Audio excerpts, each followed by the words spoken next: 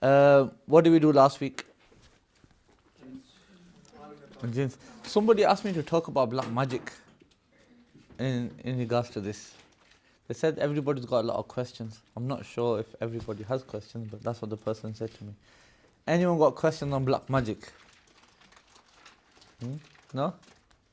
Do I need to go into it? Yes, please. Pick my brain, because I haven't prepared for it. So, what would you like to know about black magic? Does it exist? Yes, black magic takes place. Do people do black magic? Yes, people do black magic. Is there a basis? And by basis I mean, is it found in Shariat? Yes. And yes, it's found in Sharia. And Shariat I mean in Islam. For the Prophet ﷺ, that black magic was done to or directed towards the Prophet ﷺ. Okay. Which shows us that it can take place. Does it have an effect on a person? Then in certain narrations we find out, yes, it does have an effect upon the person. Yes. And we learn from the Quran as well that there were magicians in the time of Sayyidina Musa. Yes, in the time of Sayyidina Sulaiman. So yeah, there is a reality to this in terms of black magic. In terms of its hukam, black magic, in the Hanafi fiqh is haram to get involved with black magic. It's a major sin. It's a major sin in Islam. And it leads towards disbelief. It's not disbelief itself, but it can lead towards disbelief. But that's only said when the magic that a person is taking part in is free of shirkiyat, i.e. is free of associating partners with Allah subhanahu wa ta'ala. You know those spells that they read? Yes? If they are free of associating God with Allah subhanahu wa ta'ala, then it's a major sin.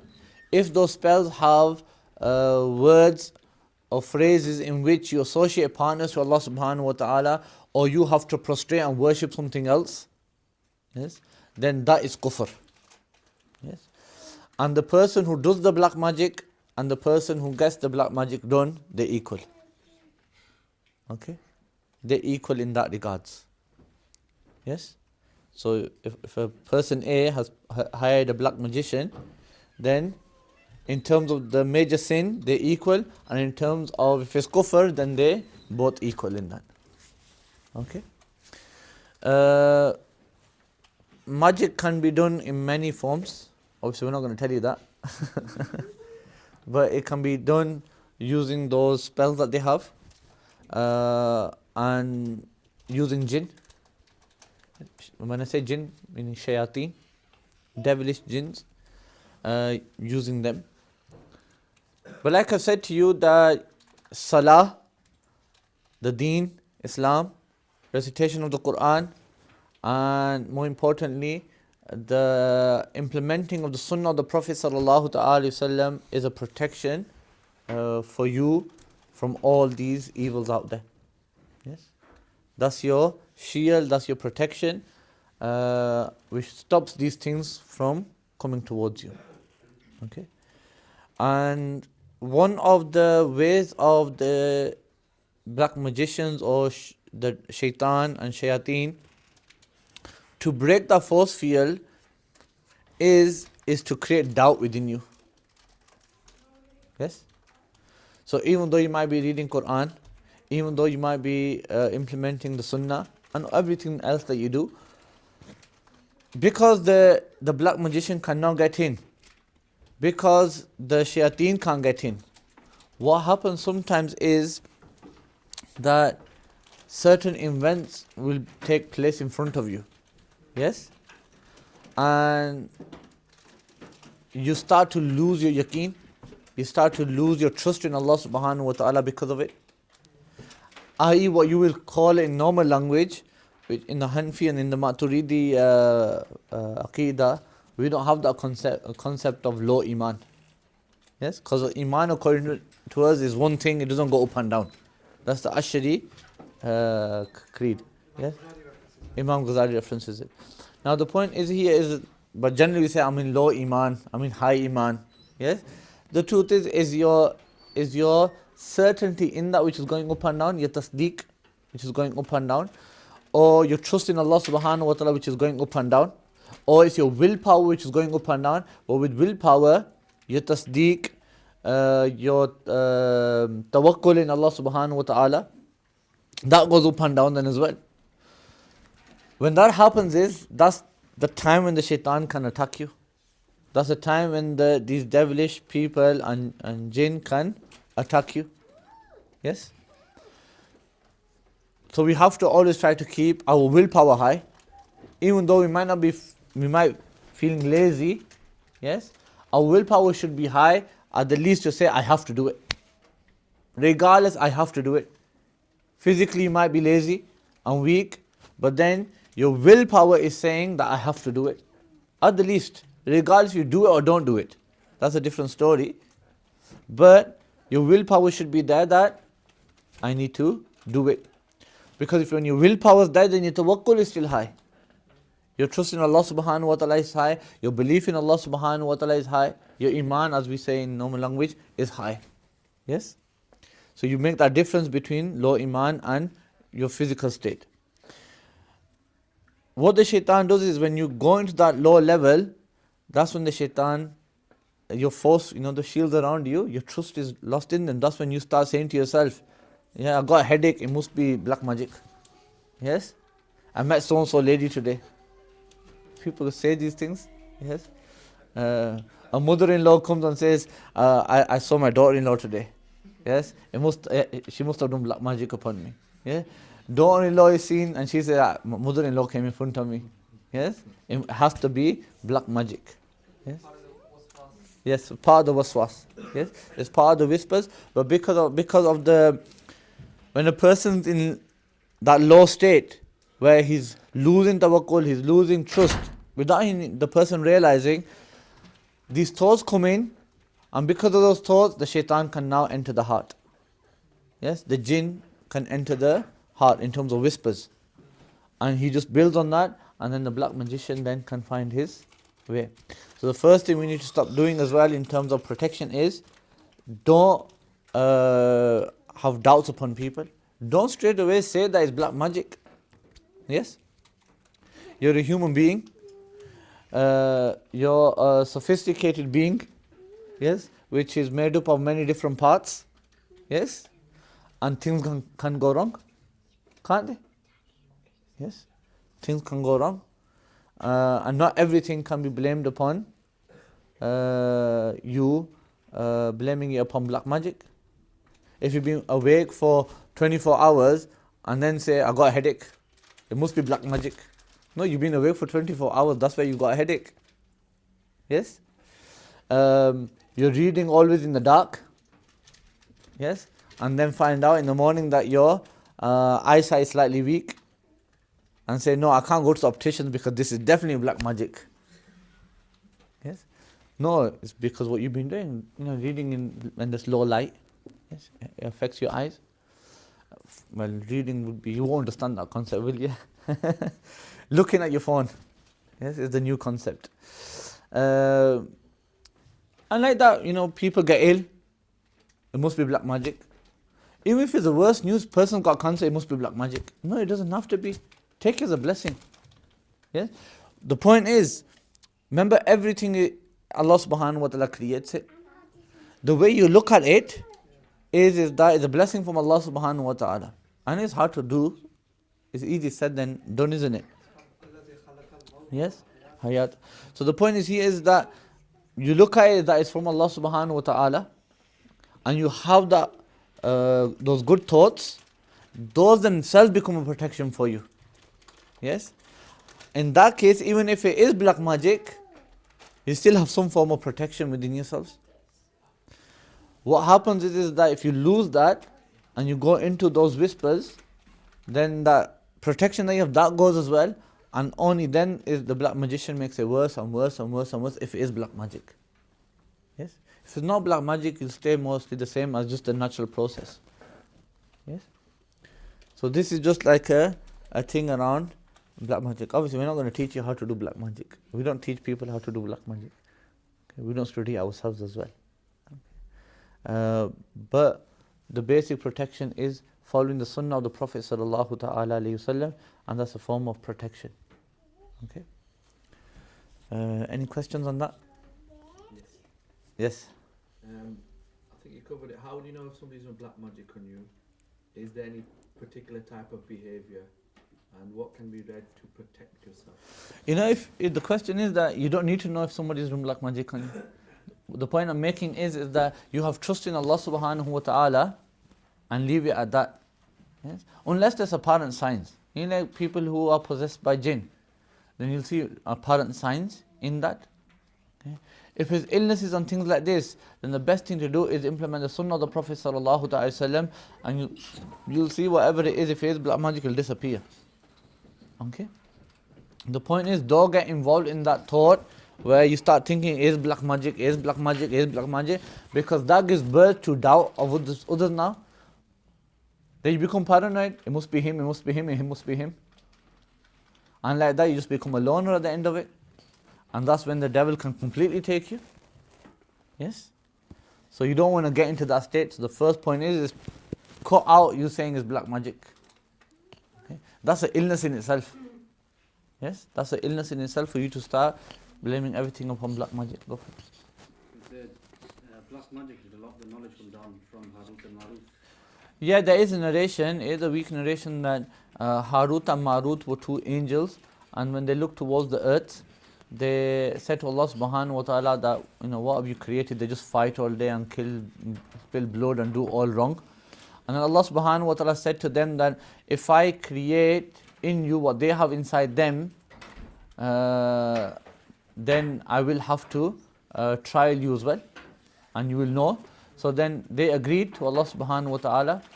Lots of questions cannot be asked upon this narration, but just for explanation. Then Allah subhanahu wa ta'ala created pleasure inside them, shahwat. It was created inside those two angels. And then when they came to the earth, and this were on the earth, and because of what they saw, their pleasure, that feeling that inside a human being, they couldn't handle it. So they started drinking alcohol and whatever there was, they started doing it. Yes, until they saw a lady. And basically both of them couldn't bear this lady. Yes, and according to one narration, she was a prostitute, and they just wanted to be with her.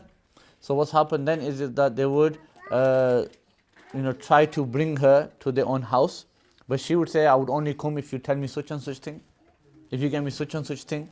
They would give her money and then she should just disappear. Yes, and then one night they said, this is going to be the final, say of all. Now, what happened was, she was there, so she said, no, I will only be with you if you tell me how you get to the heavens every single day, because I've seen you, that you utter something and all of a sudden you disappear. There were angels on the nights, they used to spend the nights in the heavens. Yes, and because of that shahwa, that pleasure that was inside them, that greed, if you like, they told her the Ismul Azam, according to that narration. Yes, and now when they told her the Ismul Azam, they already decided that this is going to be the last thing of all. Whatever's going to happen, we're going to take whatever we want now. Yes, and as soon as they tried to force themselves upon her, she said that she uttered that Ismul Azam, and according to this narration, she became the North Star. Okay, and she uttered it and she just zoomed. Yes, like in Star Trek, she just zoomed up and became the North Star. That's the narration. It might be Israeli narrations, yes, but Sayyidina Abdullah ibn Abbas has narrated it. There's a second narration from Sayyidina Abdullah ibn Abbas, I believe as well, which is that there were two kings, meaning they were humans. Yes, and there were two kings.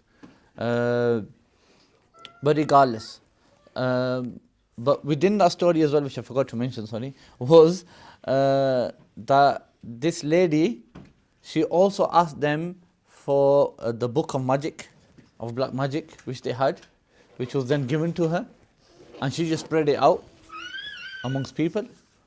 And from there it came all the way to the time of Sayyidina Sulaiman, and then Sayyidina Sulaiman put a stop to it. Yes, he hid the book under his throne, and the jinn couldn't get it as well. And then later on it was revealed, after Sayyidina Sulaiman passed away, then the shaitan himself told humans to get it out. Yes, the Jews, Bani Israel. Then Bani Israel dug underneath the throne of Sayyidina Sulaiman, and then they found this book of magic. And then a sect of Jews don't believe in Sayyidina Sulaiman. Yes, and they say he was a magician. He wasn't a prophet, they call him a magician. Because of what Shaitan did at that time. Because he said to them, he whispered to them that all this control he had was because, the reason for it was because he was a magician. And when they found that book, that was like evidence for them basically. Yes. So that's why you find a group of Jews who believe that Sayyidina Sulaiman was not a prophet. Yes. They curse him. Yeah. But even in the Jewish tradition, they'll be out of the fold of Jewishism, Judaism. Okay. Is that a weak narration you're saying? Which one? Them being angels. Yes, it's a weak narration. No, not the angel part, but the book, the way it was. No, that's not a weak narration. That's an Israeli narration, but it's based on we know it's the truth, because you have a group of people saying that. You know, when these people begin to put doubt in your mind that someone's doing black magic on you, a lot of the time they say that it happened to the Prophet too, so how can you be in The truth is that the Prophet ﷺ knew who's doing black magic and why. With us it's slightly different. He was a Prophet of Allah subhanahu wa ta'ala, and he was here to teach us the ummah. He was here to teach the deen. Okay, and he was here to teach the ummah how to get out of these things as well. Yes. So yes, we're not, in terms of protection, we're not protected in that way. The Prophet ﷺ was completely protected. Yeah? But it happened only to teach the ummah a way out of these things. Yes. So to look at in the sense that when the Prophet was protected, no, the Prophet was always protected. Yes, and he was only here for ta'limul ummah. As for us, as long as we're fulfilling the sunnahs of the Prophet ﷺ, then we are protected. Yes, and even if he finds his way through, we can't change our mindset. We can't change our willpower.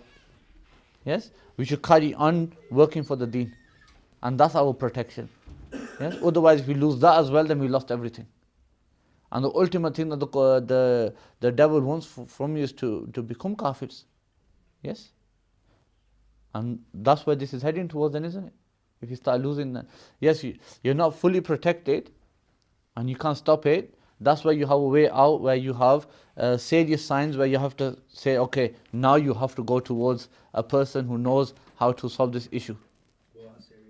No, serious signs of, for example, a person to be acting really weird in terms of there's a jinn with him. Yes, the way he talks, the way he's behaving, and it can be a mental illness as well. Yes, but the point is, you don't need to go to the doctor first. You don't need to go to a person who deals with black magic straight away. The point I'm talking about is switch it. Yes, the first point of call, it should be the outer side, and that is that he might be mentally ill. Yes, the first point of call should be that he's got ill. Let's go to the doctors. Yes, not that he was okay yesterday and today he's got cancer. That it must be black magic. No, you still have to go to your doctor. Go to your doctor first. Yeah, and then just for security, if you want to get checked out by somebody, then go to somebody maybe who's trustable.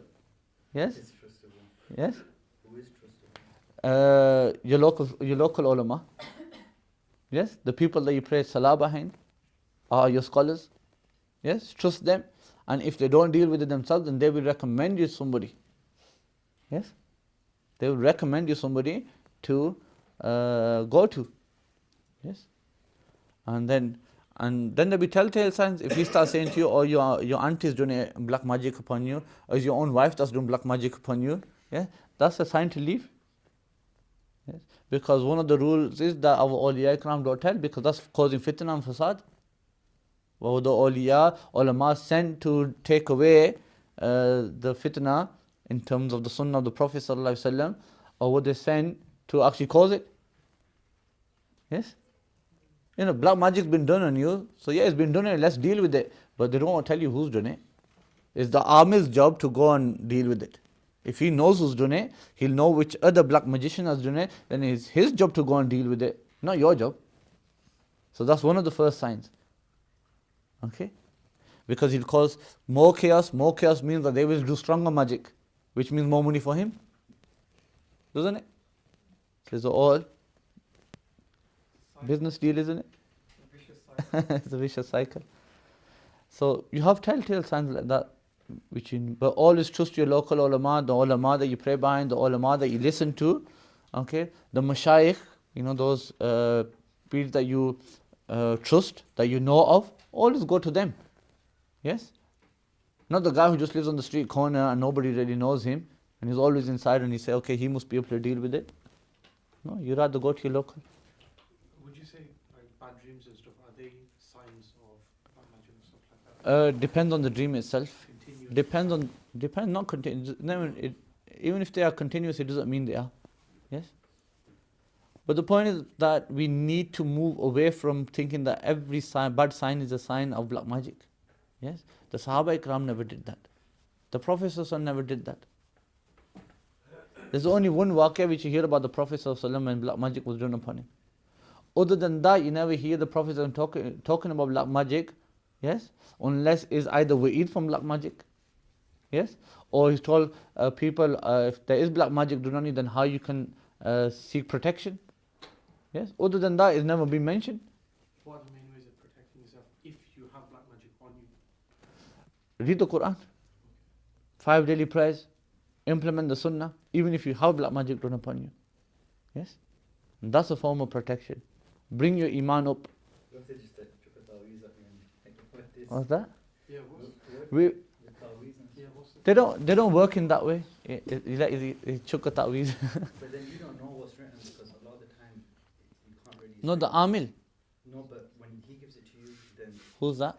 the person that you go to, yeah, they give you ta'weez and they're just like, oh, wear this and it's gonna be okay. But you as a person who's gonna wear it, you might not have the full knowledge. No, but the question is first here is the guy you've gone to, you're doubting him first.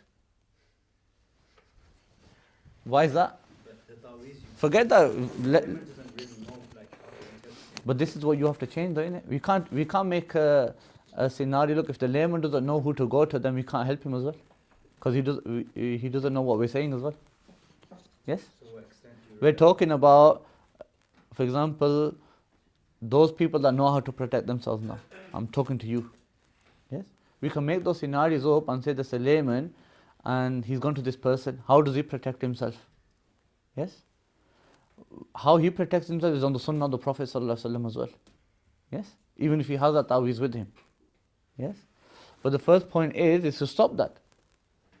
So if there is a lay person, you tell him that, look, first of all, you're doubting this person, you shouldn't even be there. You should be going to somebody who you completely trust, not that person you doubt.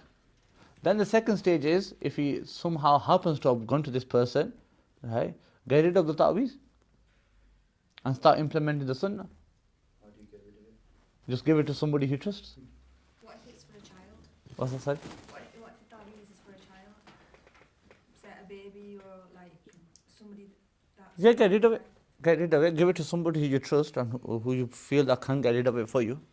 But what if, like, for example, say the child on a night just he gets scared, wakes up, cries, and then you go to somebody that you trust and you get ta'weez from them, and then it's kind of alright.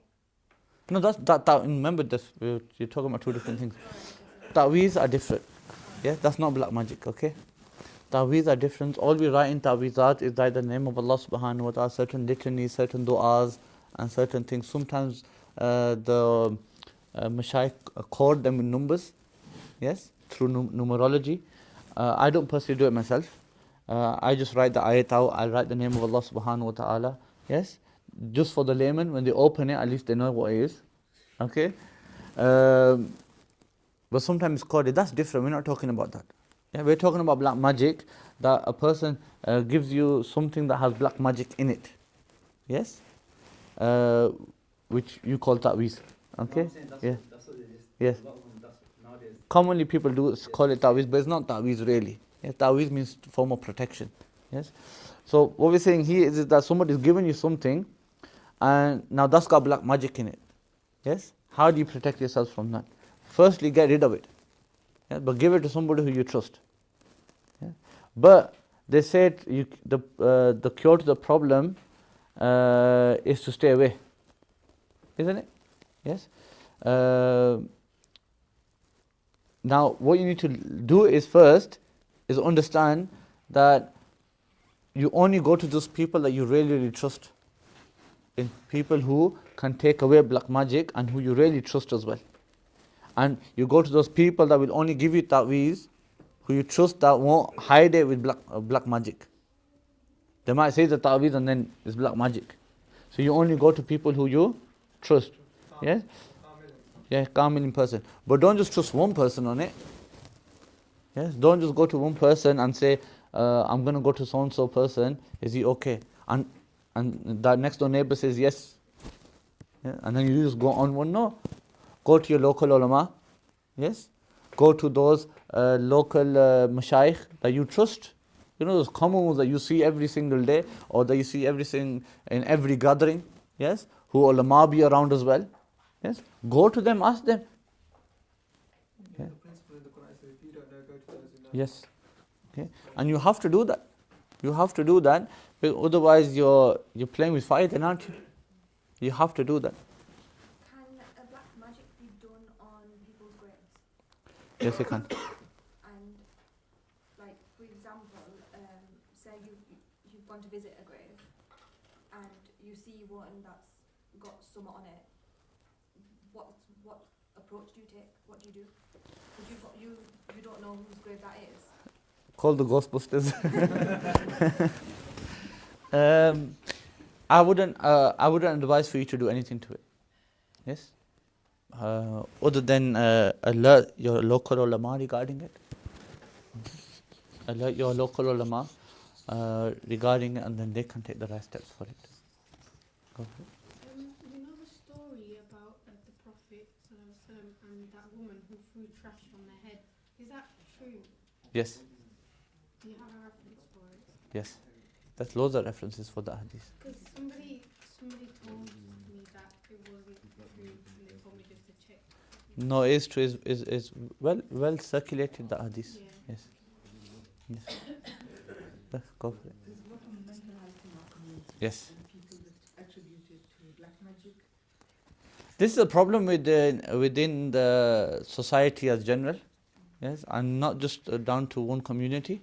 You'll find it in white people, brown people, black people, yellow people. It's a widespread thing. By Yeah. stigma in our culture to have a mental health, but it's okay to have black magic. That you'd be that stigma in ours is definitely it's an Indian culture. Okay, that mentality is an Indian thing. What I was talking about before, the problem in society in general is the recognition of mental health. We can't differentiate between mental health and other things. Yes, throughout things. But the problem of somebody having black magic and then somebody having mental health, and the person who has black magic seems to be better than the person who has mental health. That is in our community, and needs to be taken away. Okay, it's just because we don't recognize mental health, and we make mockery out of people who have mental health. Yes, as in the Indian subcontinent, we see a lot of people just make mockery of those people. Yes, but the truth is that needs to stop. Sorry, I've got two questions. So one of them is with mental health, a lot of people suffering from mental health, they say it's because it aligns with practicing like they should. And then the other question is, if you are actually wearing a hoodie, what's like the ruling of going to the lavatory? If it's concealed, it's fine. If it's concealed, it's fine. If it's not, then it needs to be taken off. Yes, it needs to be taken off.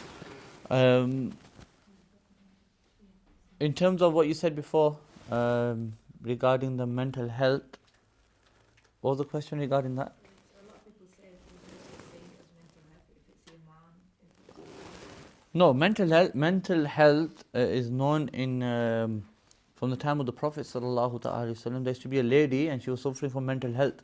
Yes, and the Prophet used to be giving the Sahaba Ikram talks. Yes, speaking to the Sahaba Ikram. She used to come, grab the hand of the Prophet and take all the Prophet out, sometimes out the masjid into the streets of Medina. But the Prophet still used to sit with her, yes, and until whatever she wanted to ask, she used to ask. Yes. I mean, according to the partners of the hadith, she had something wrong with her mentally. Yes. And that's, we understand from the Prophet's time, but the Prophet, look how the Prophet dealt with her. Yes. The Prophet didn't mock her, the Prophet didn't say anything about her. Yes. It was the affection of the Prophet sallallahu alaihi wasallam. And she used to grab the hand of the Prophet, yes, and take the Prophet out. And then if you come into Islamic history, then we have a type of awliya ikram, which are known as majzoob. Yes, we call them majzoob. What would the translation of that be? Overflowing in love. Overflowing in love. Okay. They've just detached themselves from the dunya so much that in terms of this dunya they have no idea what's going on. You can call them aesthetics. Yes. They're completely, as you say, redundant of the world. Yes. So they have lots of them. Okay. But you have to be careful sometimes as well. And then I find this odd, like, the Ahl Hadith make fun of this. Billi Wali Sarkar, then Nangi Sarkar, and they have all sorts of names. That needs to go. That concept needs to go away. But there are true majzoobs throughout. In the Shazili Tariqa, we have Sheikh Abdul Rahman al-Majzoob, yeah, who was probably one of the greatest awliya you probably read about. Yes, but he was majzoob. And what was that? Yes, the one that he was with. Now, with Sheikh Abdul Rahman al-Majzoob, his gathering used to be such, even though he was majzoob, there used to be thousands upon thousands of ulama in his gathering. Yes? Ulama are those who are sane. Yes? Sat in an insane, if you like, man's gathering, and he used to talk to them. Yeah? I seen recently a clip of a man who's from Yemen, but he's reciting the Quran eloquently. Yes? And Balki he speaks eloquent Arabic, and literally eloquent, like proper eloquent Arabic, but he's majzoob. Yes? Not been taught by anybody, and he's majzoob. But that's just a godly gift then, isn't it? Yeah? So you have awliya ikram like that. So what I'm trying to pinpoint here is that Islamically these things are recognized. Yeah? It's only culturally that we dismiss them. Okay? But to blame it on black magic as well is silly sometimes. We don't blame it on black magic. Okay? Shall we carry on with the class? Is there any more questions?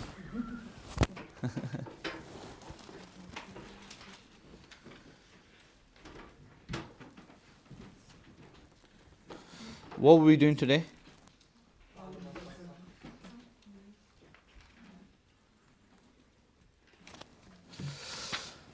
Right, Alam-e-Barzakh.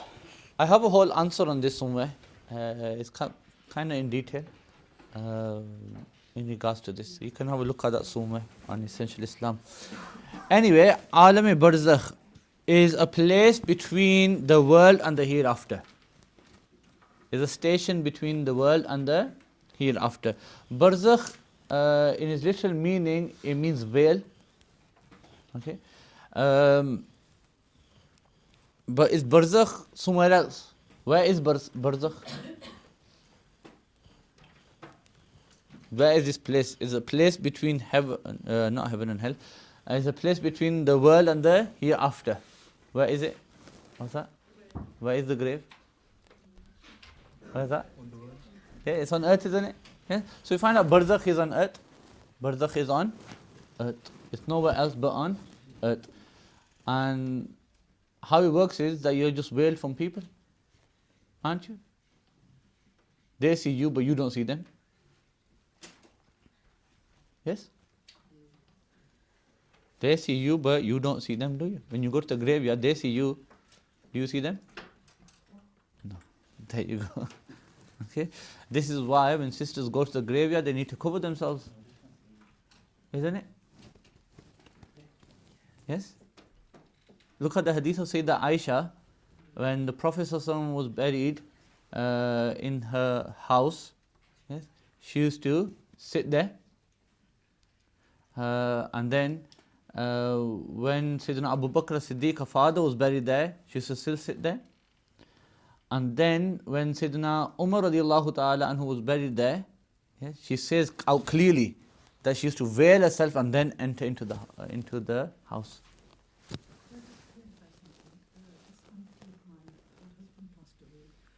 the ladies told her she can't visit his grave because her nikah is finished now because he's passed away. She'll be going through iddat first of all. Oh, obviously, Yes. yeah. This was actually her husband passed away last year. Yeah. So that's over. In essence, she has got it right that the nikah has finished. Yes.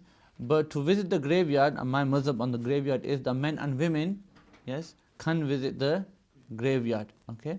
But it's better for women to only visit the graveyard if they have a relative buried within that graveyard. It's better, even though it's still permissible without it as well. Yes? Is someone trying to say? So in that sense, for her to visit the graveyard would be still permissible. Yes, but she shouldn't specifically go for, in terms of intention, just go for the whole graveyard and taking ibra from the graveyard, but not for specifically for her husband. Okay, but it's still fine in that sense. Okay.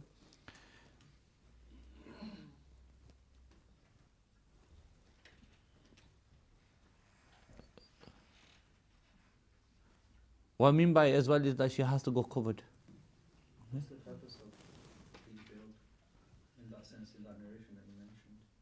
Sayyidina Umar was a ghair mahram when he got buried. Okay. Yes? But he can't. Why? That's what we just told you. He can see her, she can't see him. Okay. Well, So the dead can see us, Yes. we can't see them. I said they can see you, Yeah. you can't see them. We can't see them. From the barzakh, right? Yes, from the barzakh, yes. Yes. But the first time I thought you meant the other way. We can see them, but they No, can't no, see us. No. We can see them sometimes.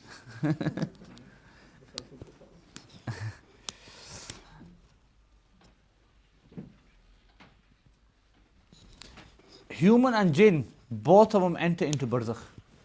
So they enter into this veil. And in barzakh, they are there in accordance to their ranks. So whatever their rank is, it's in accordance with that.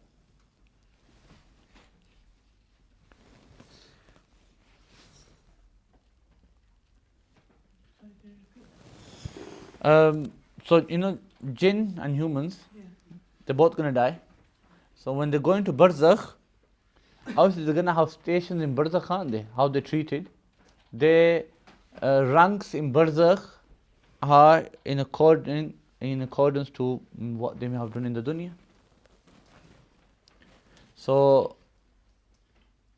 but he says here that the alam barzakh, the realm of barzakh is a lot greater than the world. A lot greater than the. One of the reasons for that is pious souls can go all the way to a'la illiyin. Yes? The highest of the high. Into heaven. Yes? So in that sense, in terms of us, we're limited, aren't we then? So these like your sins and your good deeds. Yes, so however your rank is, according to your deeds, then in barzakh you're going to be treated that way as well. Yes. So in terms of when we said that alam barzakh is greater than the dunya, one of the meanings of that is that the soul can travel all the way, a pious soul can travel all the way to a'la illiyin. Yes? And a bad soul can be thrown all the way to asfalu safilin. Yes? Right into the depths of hell, if you like. Yes? So in that sense, we are limited, aren't we?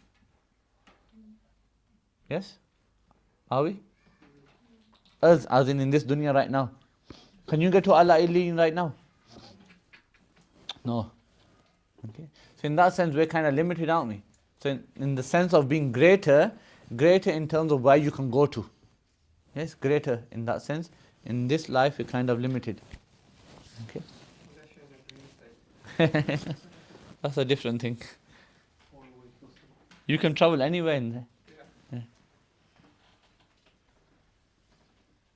So he says that the world, the relationship to the barzakh is the same as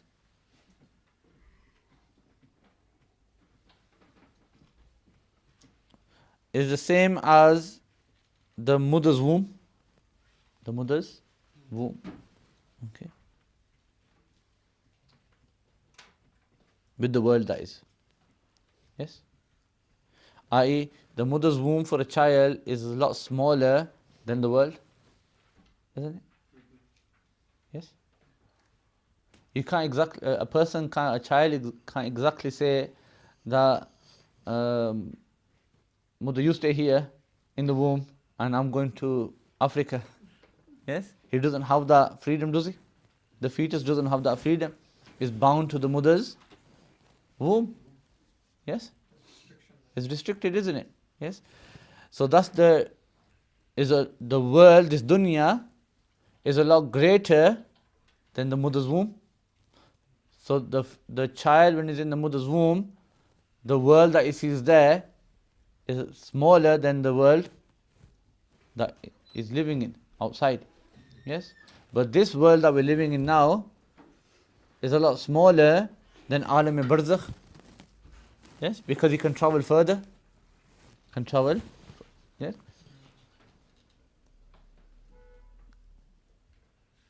That's kind of validated by like the Miraj and Jesus and his name, Hazrat Musa alayhi salam, like this type of. Yeah, like that. Yeah. Yes. Quite similar. Similar. Yeah. Similar concept. So it's not within the confines of the world. No. No. Doesn't have to be. Some people are in peace in barzakh, and some people are going through great hardship, torment in barzakh. That was just the introduction he gave. Aqidah number 1.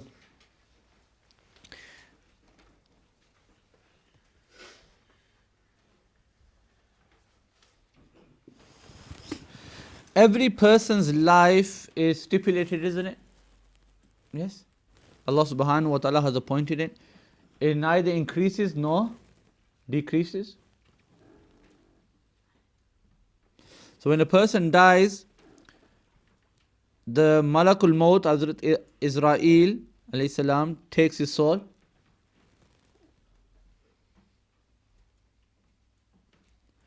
And toward the right and left side of that person, wherever, as far as he can see, angels come and surround him. This shows that he's entering into the realm of barzakh. Because now the things that he couldn't see are all being shown in front of him. He can see them. If he's a Muslim, pious Muslim, then he will get the angels of mercy. And if he's a non-Muslim, then the angels of punishment will surround him. And at this point, he's not dead yet, by the way, okay? He's still alive.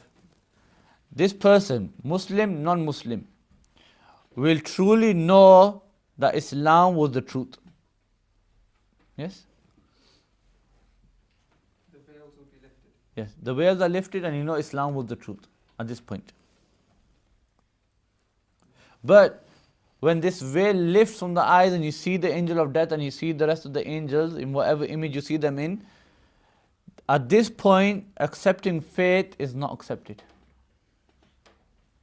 Okay? Taking the shahada at this time, when the angel of death is just about to take your soul out, is not accepted. Yes?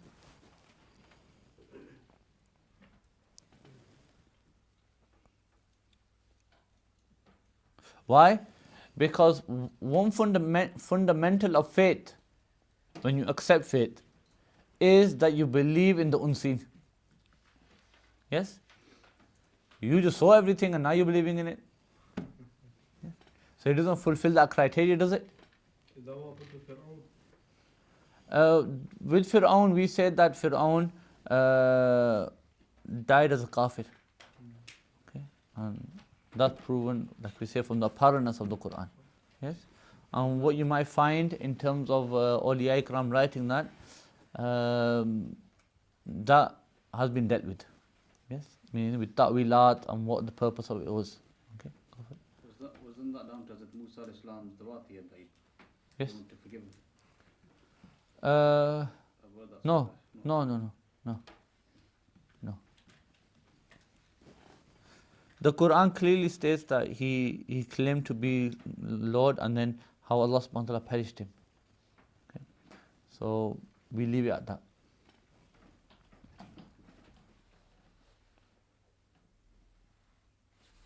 Aqidah number 2. After death, the soul has an attachment to the body.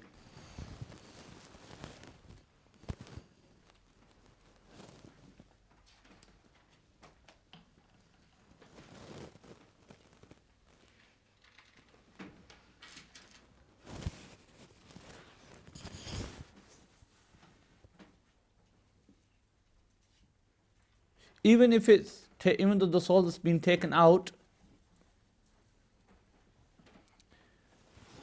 it still has an attachment to the body, which means that whatever happens to the body, the soul will definitely feel it.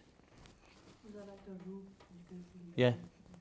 Yeah. The ruh will feel what happened to the body. Okay. So the soul can be wherever, pious soul or non-pious soul, it can be wherever. Like in some hadith, you hear that the soul is taken out and then it's taken through the heavens. Yes? While his body is still where it is. So now, obviously, people are going to be preparing, aren't they? They're going to be doing the ghusl of this body and everything. So when you pick the body up, when you pick it up, you press it hard, it'll feel it. The soul feels it. Okay? Hence why it's haram to break the bones of a dead person. Yes? And you've been commanded to pick up the deceased lightly and softly. Is it true that it's the body is like 70% more sensitive After death. after death? Yes. Alright, okay. Yes. I would say 100%. Alright, okay. It's 100% heavier. Yes? Yes, isn't it?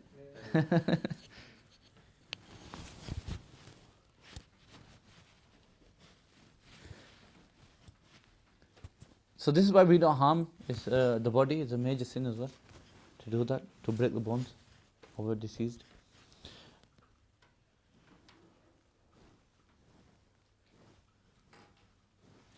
So he feels everything.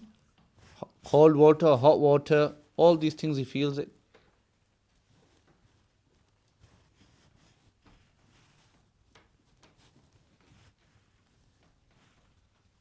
But having said that, the soul also has his own way of feeling pain as well. Yes? And having pleasure. Yes? So like for example with your body, you have a different form, meaning when you feel pleasure with your body, that's different. When you're pleased with somebody, it's a different feeling. When the soul separated, it has a different feeling.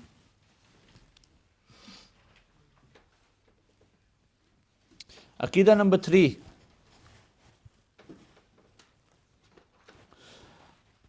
After a Muslim dies, his soul remains in different places according to his ranks. According to his rank. Some souls stay at the grave.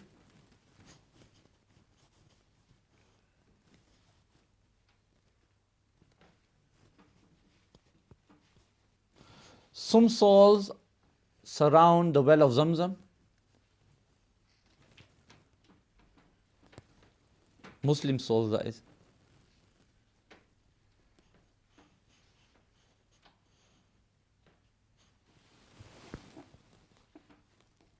The Prophet Sayyidina Ali rather said, Arwahul mu'minina fi bi'ri zamzam.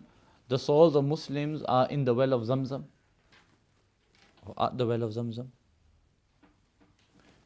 Some pious souls are between the heavens, the sky and the earth. Sky and the earth.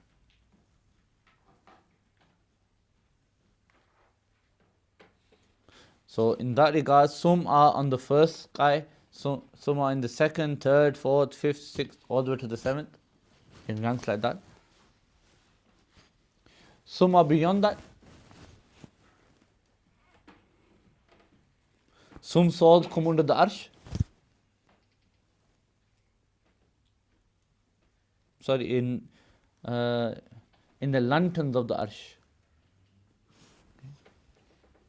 Some are on the A'la Illiyin, like I said before. But regardless of where they are, regardless of where the souls are,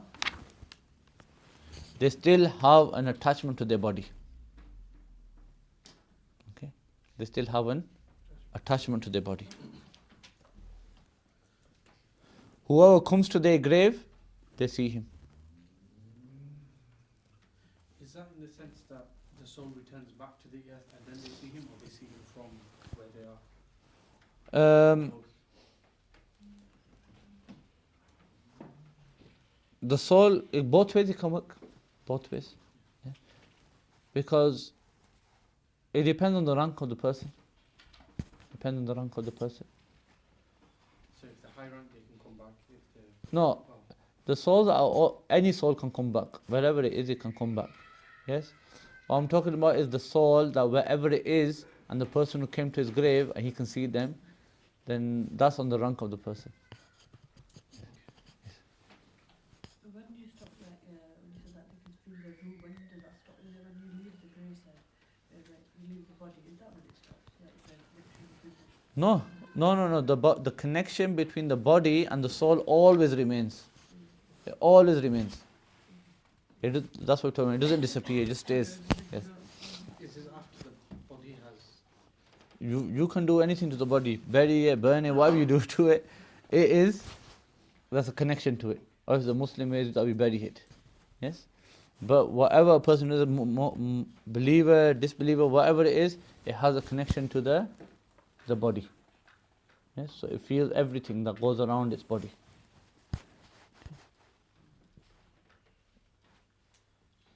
So he says here rather, for the soul to see people around the grave is not specific to those that are surrounding the grave. Meaning for it to be at the grave, for it to be close to the grave. Yes? So we understand from here that even if the soul is under the arsh and somebody comes at his grave, then it can still see. It can still see and know who is at his grave. Why? Because he says that we find examples of this in Hadith Sharif. And the Hadith Sharif is that a bird, the Prophet ﷺ said that the example of a soul is of a bird who was caged and now it's free. Yes? Now it's free. So when it's flying high and somebody is next to his cage, does he see it? Yes? He sees it, doesn't it? Go.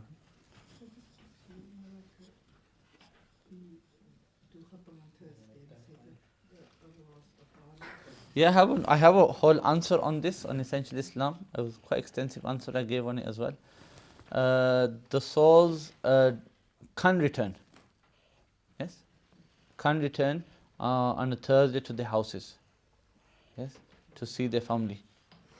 Okay. And when I say Thursday, I mean Thursday night, Friday night. Night comes first in Islam. Night then day.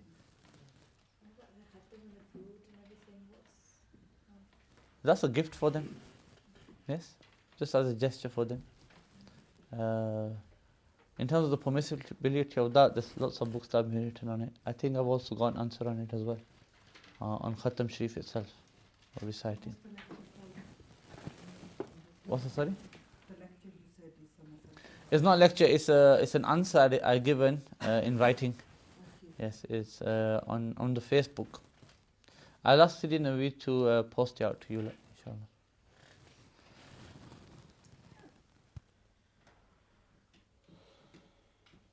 Ulama have said, Inna nufus al-qudsiyata idha tajarradat anil alaik al-badaniyati ittasalat bil mala'il a'la wa tara wa tasma'ul kulla kal mushahidi. That the ulama ikram said that the pious souls,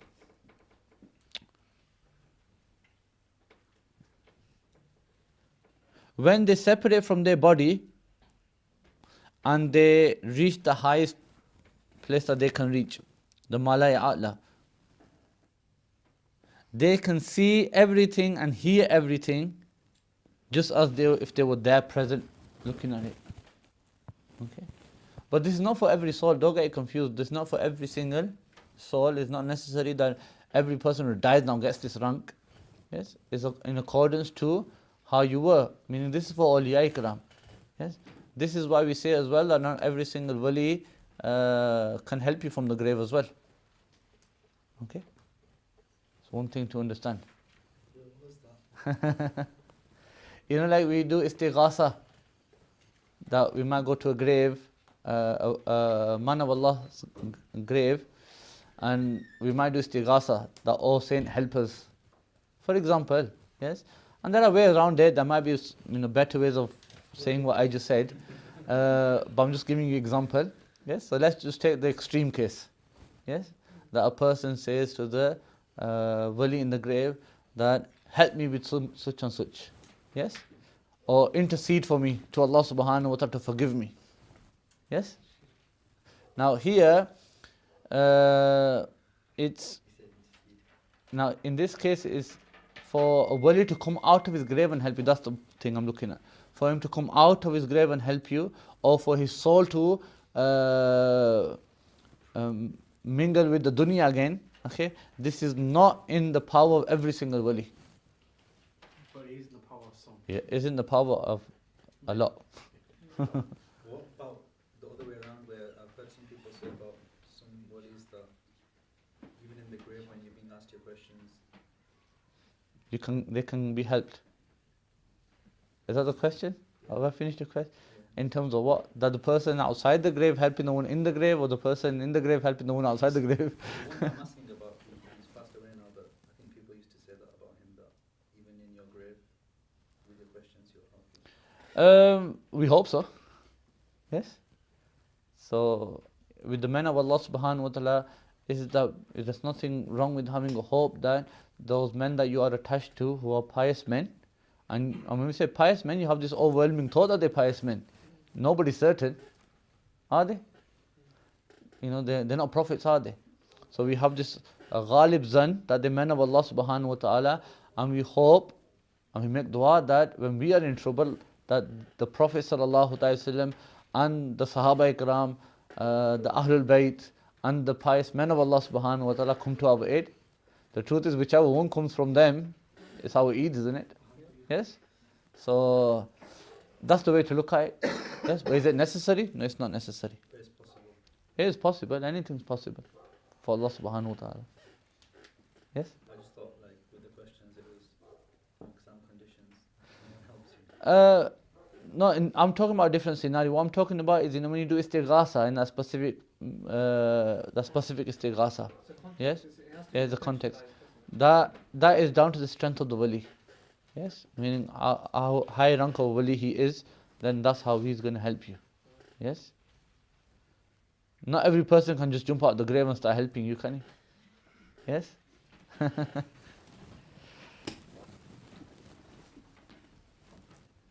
So that's that. The Prophet said, إِذَا مَاتَ الْمُؤْمِنُ يُخَلَّى سَرْبُهُ يَسْرَهُ حَيْثُ شَاءَ. When a Muslim dies, his way is opened up for him, and he can go wherever he pleases. Yes? So it's open for him. So this is a point back to the taking soil from the graves of the awliya. Is that okay? If it's as a blessing, then I don't see anything wrong with it. Yes, but you have to be careful in terms of wisdom now. If everybody starts doing it, there won't be a grave left. Yes, so be careful in that sense. If it's just for barakah, then it's fine. Yeah. This is why it's good to have custodians, and then they look after it, and then they can choose who to give it to. Okay. Yeah, they can add more soil. Then you have somebody to look after it. Yes.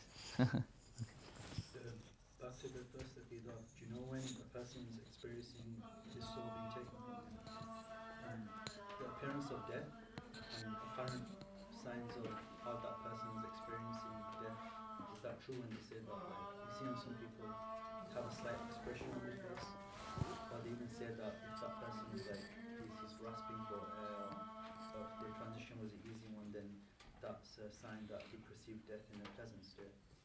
We'll talk about that then.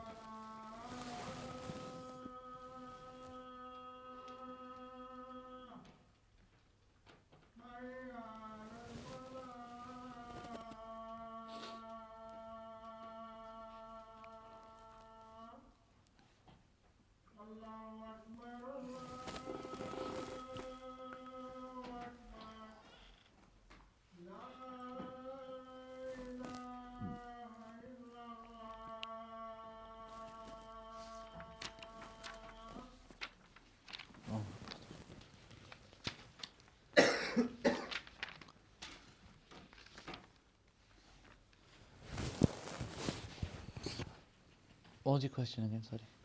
Perceiving death and how. Yeah.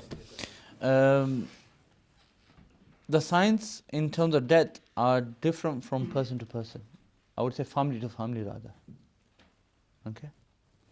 From one family to another family, how people, the signs of death, they are different. And then in terms of if it's a pleasant death, a pious person's death, or a person who's a bad person, we don't want to be the judges of that. Yes? And that's one of the things that Sayyidah Aisha radiallahu ta'ala anha indicated towards. Where she used to say that the person who died peacefully, that he was a great man, a great person, or a great lady. But that would mean that the concept of the person who went through agony was a person who wasn't so pious then. I mean, she had that concept in her. But then she said that I saw the Prophet sallallahu alaihi wasallam. The Prophet's blessed head Mubarak was in her lap when the Prophet passed away. Now, here the thing is that she says that I saw that the Prophet sallallahu alaihi wasallam went through the sakarat, the pains and the pangs of death. Yes? And then she says that from there I stopped saying these things. Yes? From this indication we understand that we don't need to judge. We don't need to be the judge. Yes? Because it could be anything.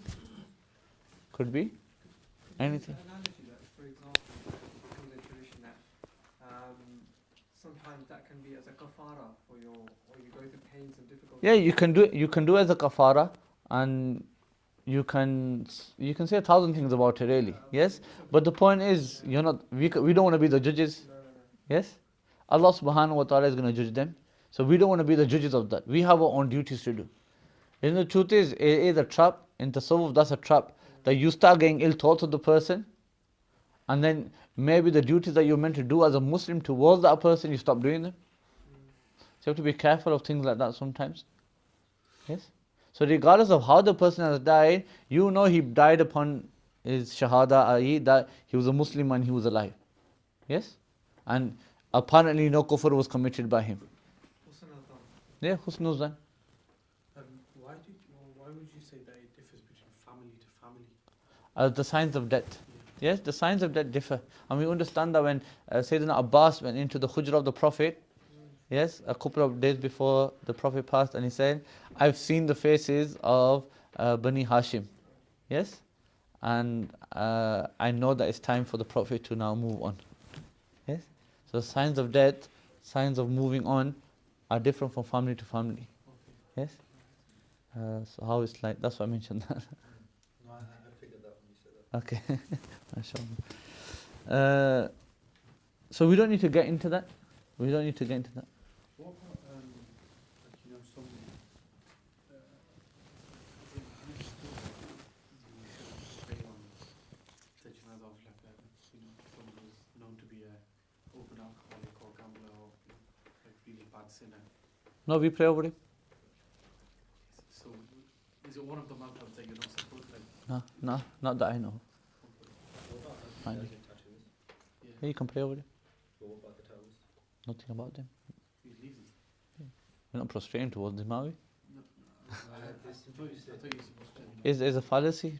Some Hafiz Sahib probably just mentioned the masla and then gone on one. There's nothing about it. But they're haram. Tattoos are haram, yes. It doesn't take him out of the fold of Islam, does it? That we can't pray over him. Yes?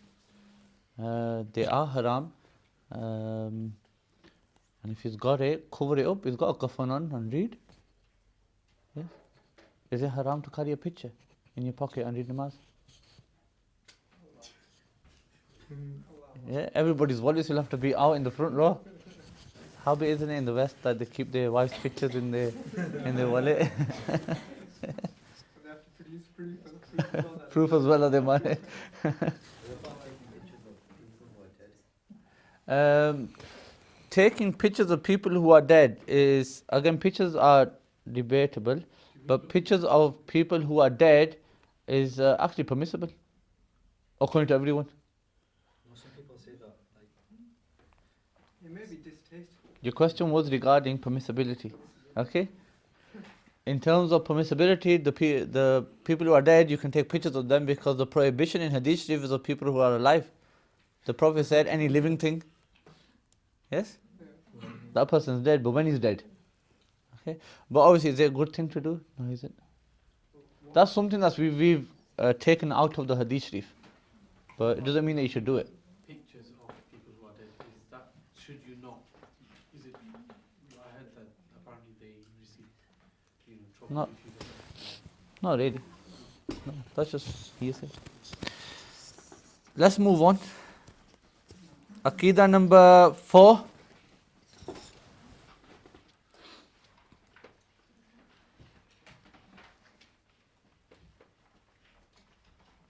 To believe in reincarnation. That's the whole Aqidah. He kind of lengthens it, that to believe that a soul goes into another body or into another animal or into another human being. We call this the nasukh, which is reincarnation. Yes. Is flawed, and to believe this is kufr, is disbelief.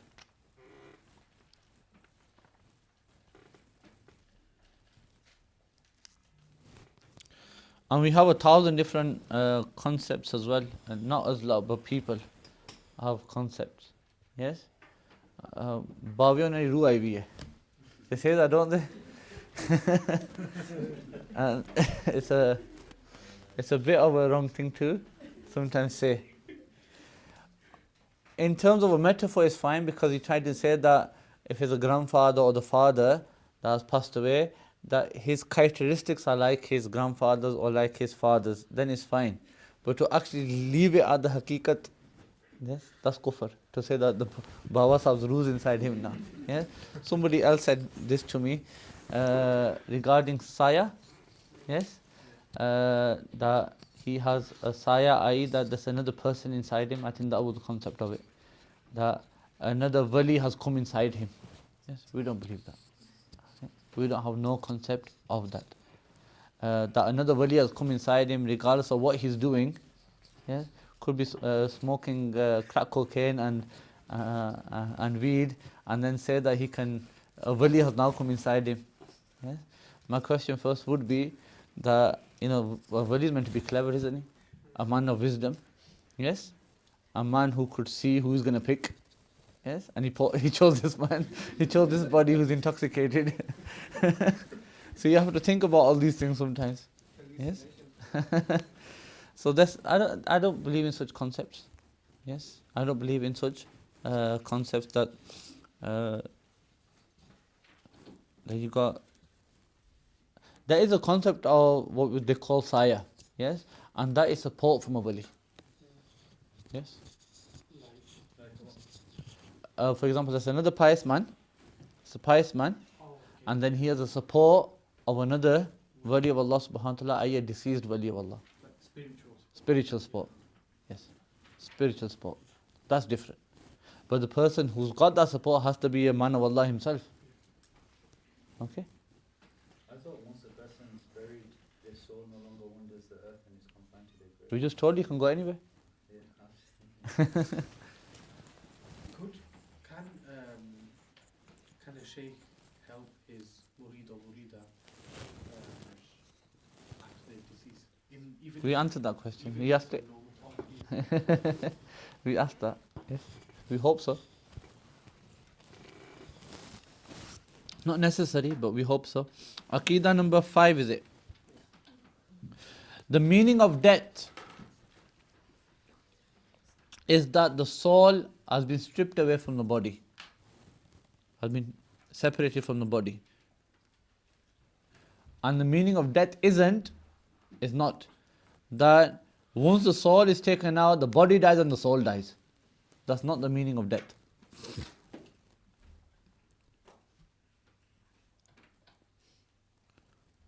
And the one who says that the soul no longer exists is a bad madhab. He's a deviant. Aqidah number 6.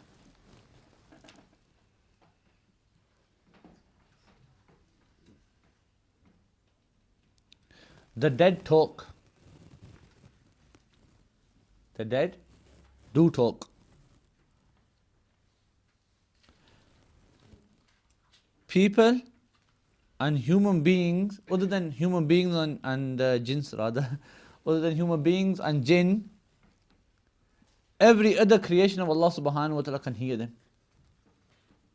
Meaning only we can't hear them. Animals can, yes. Okay. When you say talk, you mean talk amongst themselves? Talk amongst themselves, yes. Some of them even talk to the Prophet, didn't they? That's when the Prophet mentioned this. Yes? I think at the end of the hadith, the Prophet said, if you could hear what I could hear, you would smile less and cry more. Yes?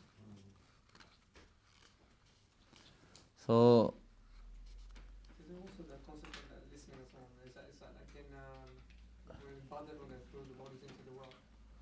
yeah. Yes. Then. There were many instances where the Prophet talked to people in the grave. In the Battle of Badr, wasn't it when Sayyidina Umar said, who are you talking to? To the Prophet ﷺ. Yes? And similar statements were made then by the Prophet ﷺ. Aqidah number 7. When we bury the deceased,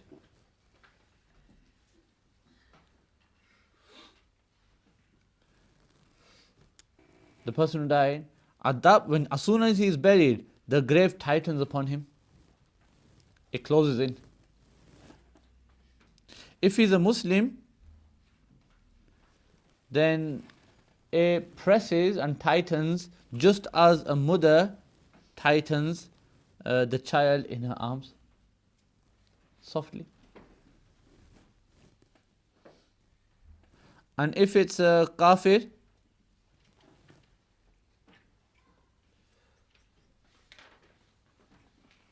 then it tightens pretty quickly and with force, to such a point that the left rib becomes the right rib and the right rib becomes the left rib. Everything is swapped. I don't know if it's just me that's missed out this, but in point 3, it talks about the ranks of the souls of non-Muslims. And Did I miss that out? I don't know if it's maybe missed Yeah, I did miss it out. I missed it out. Yeah, I missed it out. I think somebody asked a question and I went somewhere else. We missed it out. I didn't mention it. I'll go through that. And then we'll break for namaz. The souls of the kafirs, this is back to point 3, I missed it out. The souls of the kafir who die are in a place called Murghat, if that's how you pronounce it.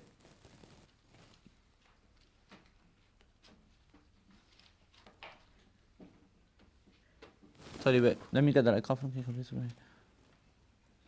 Yeah, let's do that. The souls of the kafir, yes, regardless of where they are, buried, burnt. Yeah, Margat is where they burn the Hindus burn their deceased. So regardless of if they've been burnt, cremated, or if they've been buried, yes, some of their souls are in the well of Barhut, which is in Yemen. Yes. And some said it's a sewer. It's like a sewer.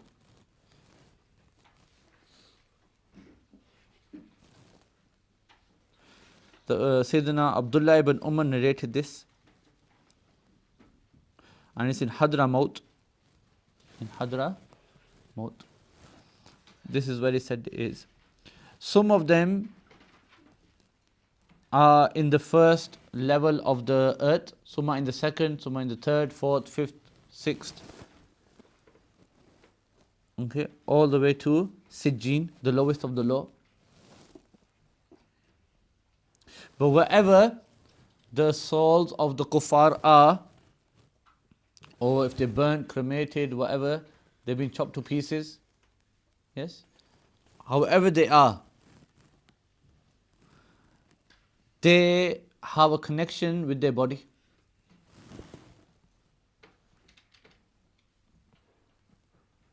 And while they're being burnt, they feel it. While being buried, they feel it. While you're chopping them up, they feel it. They feel all of this, feel all of it. But one thing regarding these is they don't have this freedom of going as they please, going wherever they like. They are restricted to those places. They are restricted to those places. Okay. So what it means is they can also be at the places they died, where they were burned or where they were buried, or those other places that we mentioned. Yes. Those other places where we mentioned. Other than that, they can't travel. They can't travel. Okay. Let's break for namaz.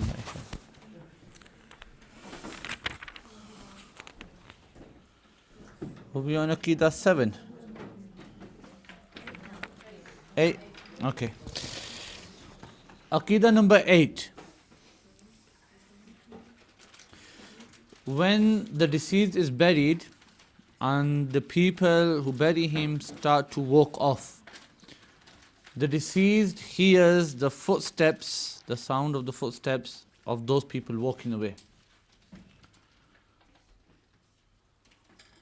And at this point, 2 angels appear in front of him.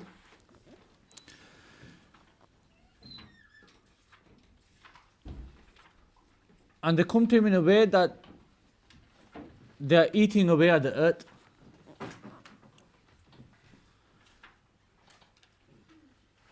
And the images will be striking fear in the deceased. The image of the body will be black, eyes black.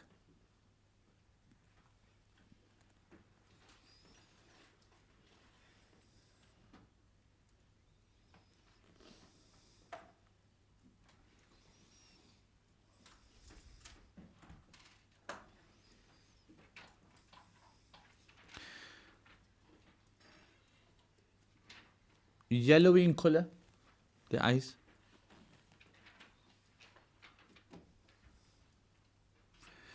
There will be striking fear, muhib, in the person. They'll have hair from head to toe.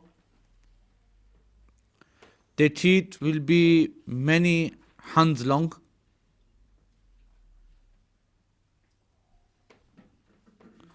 And with those teeth, they'll be tearing the earth into the person's grave. One of them is called Munkar and the other one is called Nakir.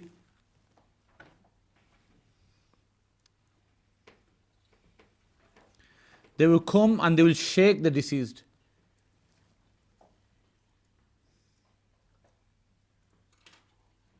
And they'll lift him, pick him up.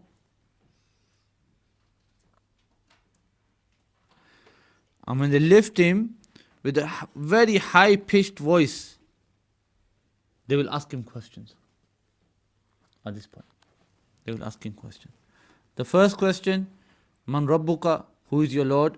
Second question, Ma Dinuka, what is your deen, your religion? Third question, Ma Kunta Taqulu fi hadha rajul, what did you say, what did you used to say regarding this man?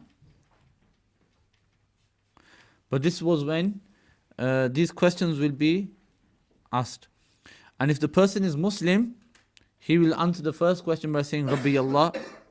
Second question, Dini al-Islam.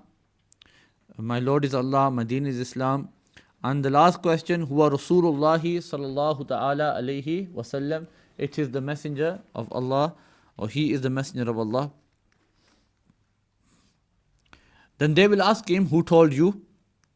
He will answer by saying, I read it in the book of Allah, I believe in it and I affirm it.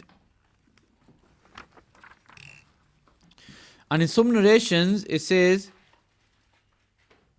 when the angels receive the answer, the angels will then say that we already knew that you will say this will be your answer. And then at this point, from the heavens, a caller will call that my slave has told the truth, has said the truth.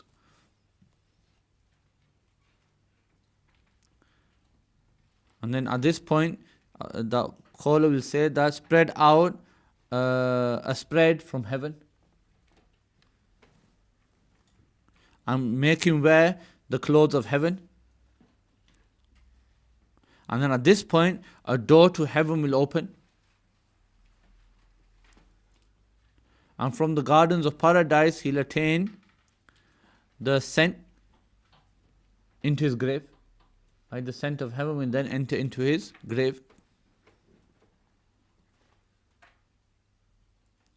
And as far as his eyes can see, meaning wherever the horizon is, that's how far his grave will widen up.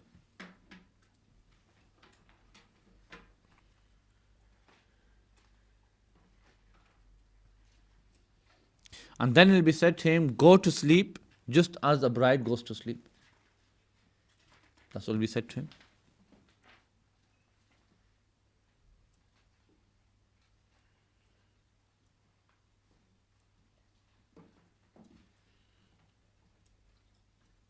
Okay. And this is for those special people that have that rank. Everybody will be dealt with by Munkar and Nakir according to their level. So the awam, normal people, is, however, their actions were in the dunya. So in terms of, for example, the widening of the grave, it'll be different. So some will get 60-64. Yes, how will be lengthened. Some to the horizon, some slightly smaller than that maybe.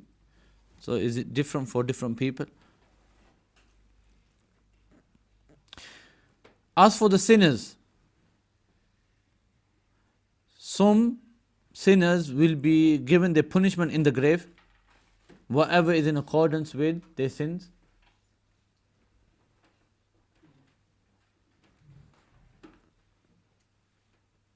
Yes, and look what he writes. He says, then at this point, for those sinners, Muslim sinners, their sheikhs or the mazhab's imam, that's Imam Abu Hanifa then, for us, and the awliya ikram, they intercede. They intercede. Or just by the sheer mercy of Allah subhanahu wa ta'ala, Allah subhanahu wa ta'ala grants them relief from it. But this doesn't have to mean that the sheikh or whoever comes in the grave. Yes? Because the sheikh could be living. Yes? And it could mean that wherever the sheikh is, he makes dua for this person and he gets accepted. Or he's at the grave of this person and he makes dua there. Yes? Because we just said that when the people walk away, that's when all this takes place, doesn't it? So what if he walks away, comes back, and then makes dua? Or stays there? Will the appearance of munkar and nakir be subjective to Yeah, to the person, yes. So isn't it recommended to read Ayat Nama at this point before you, to remind the person in the grave? I don't know, I heard it. I'm just trying to think what Ayat Nama was again. The, when we made the contract with Allah subhanahu wa ta'ala, yeah, we do. It's permissible. I wrote an answer on it. The Ayat Nama, which you can add into your grave, you can read it. We normally call it talqeen. What we normally do is a talqeen, where we tell the person the answers to the questions. Yes, so we do that, and that's perfectly fine. That's And without this one, they place it with the grave somewhere. I don't know where, but you can put. What we normally do is we write it. Some people write it. We call it the kafani, and they write it on the kafan itself rather than place it. And I think it's better to write it than place it. So you write it on the kafan on itself. Yes, yes, and that's better.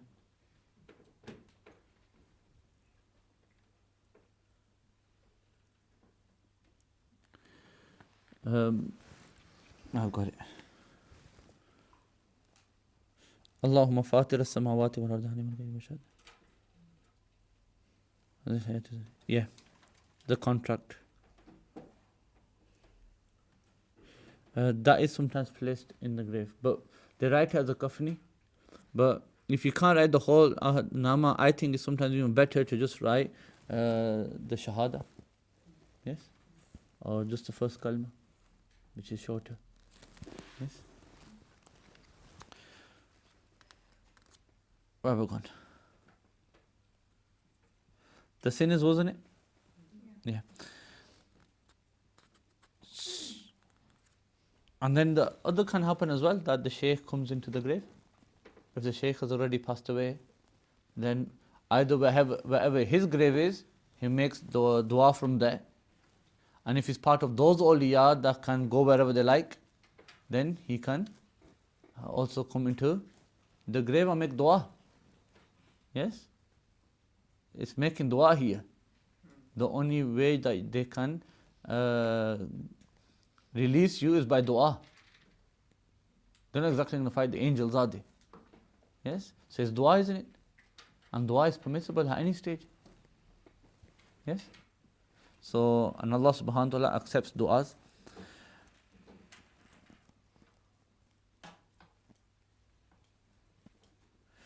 Some ulama have said that believers, sinful believers, they only get their punishment till the first Friday. So whenever they're buried, they will only get punished till that first Friday. As soon as the first Friday comes, it's lifted. Some ulama have said that, and the truth is there is something on this, that Imam Qawnavi said it, Innal mu'mina in kana mutiyan, if the believer is obedient, la yakunu lahu azab al-qabri, there won't be azab al-qabr for him, because he's pious. And he further said, in kana asiyan, and if he was a disbeliever, if he was a sinner, then he will have azab al-qabr and the pains of the grave.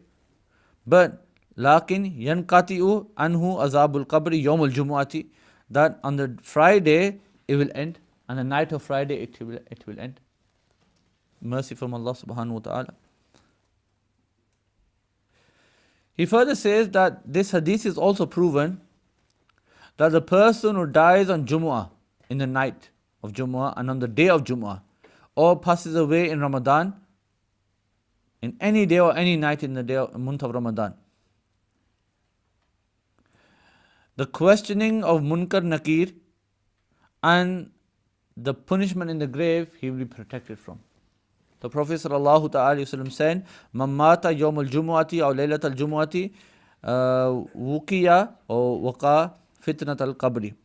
The one who dies on the day of Jumu'ah or the night of Jumu'ah, he is protected from the fitna, the trials of the grave. Okay.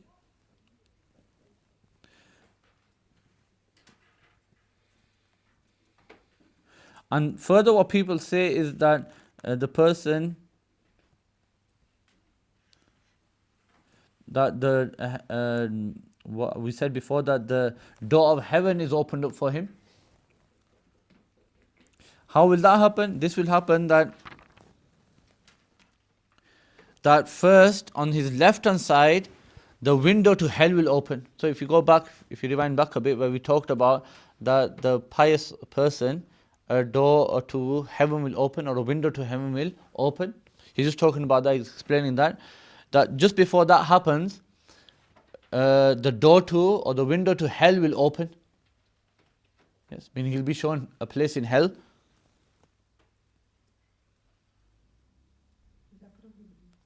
What's it, sorry? Yeah, that's for everyone. Yes. So a pious soul, we said that the window to heaven will open, didn't it? Yes, that was a short answer. The longer hadith states that first a window to hell will open first. Okay. If I shorten that, what will happen is that they will say, if you had answered these questions wrong, this was your place in hell. Yes, but because you've answered them right, then the window to heaven will open and they'll show him his place. And then further on it says that the person who will see his place in heaven, he will now say that, oh Allah, let the day of judgment come so I can enter this place. Okay? The person who didn't answer the questions correctly, the window to heaven will open first. And they'll say to him, if you had answered them correctly, this would have been your place in heaven. But then that closes and the window to hell opens. And then he sees his place in hell. And the fire of hell comes into his grave. The heatness, not the fire, but the heat of the fire comes into his grave. And then he graves as titans. And then he makes dua that, oh Allah, never bring the day of judgment. Because he doesn't want to go to hell. Okay? So that's all concluded in that section which he has mentioned.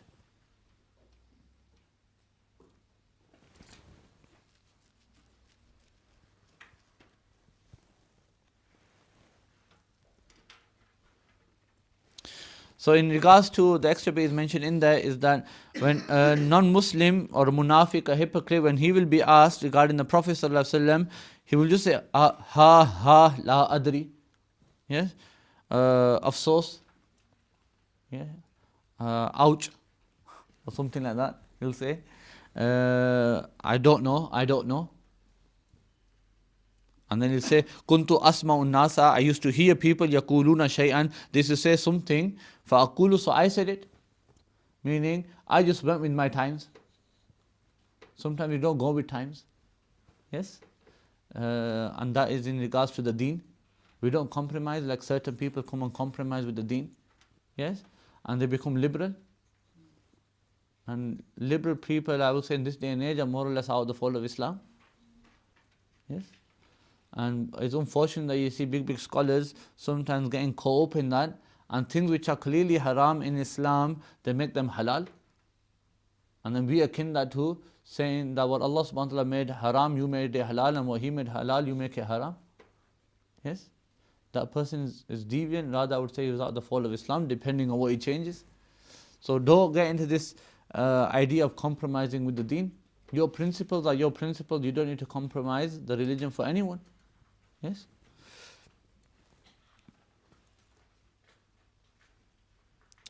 Now for this person who answers the questions wrong, it will be said to him that a voice will come that he's a liar, and from hell bring him a spread of fire, of fiery libas, clothes, and open that window to hell for him, and explain the rest to you how it will pan out after that. The angels will beat him with hammers. Snakes, scorpions, they will all reach his grave and they'll cause him harm. And those actions that he did on earth, the bad actions, in different forms, they will come to him. Some actions will come as dogs. Some will come as wolves. Some will come as other things. And they'll keep causing harm to him in the grave. And the people who did good actions, they will come in good forms, in beautiful forms to him, and they'll help him, if that's the case. Aqidah number 9. How long is this chapter? Let's just finish it. Aqidah number 9. The punishment of the grave is the truth. There's no doubt about it.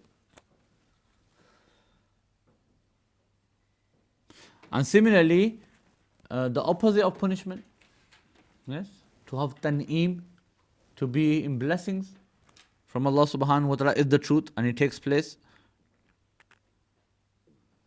And both of these, meaning the blessings and the punishment, both of these take place upon the body and the soul.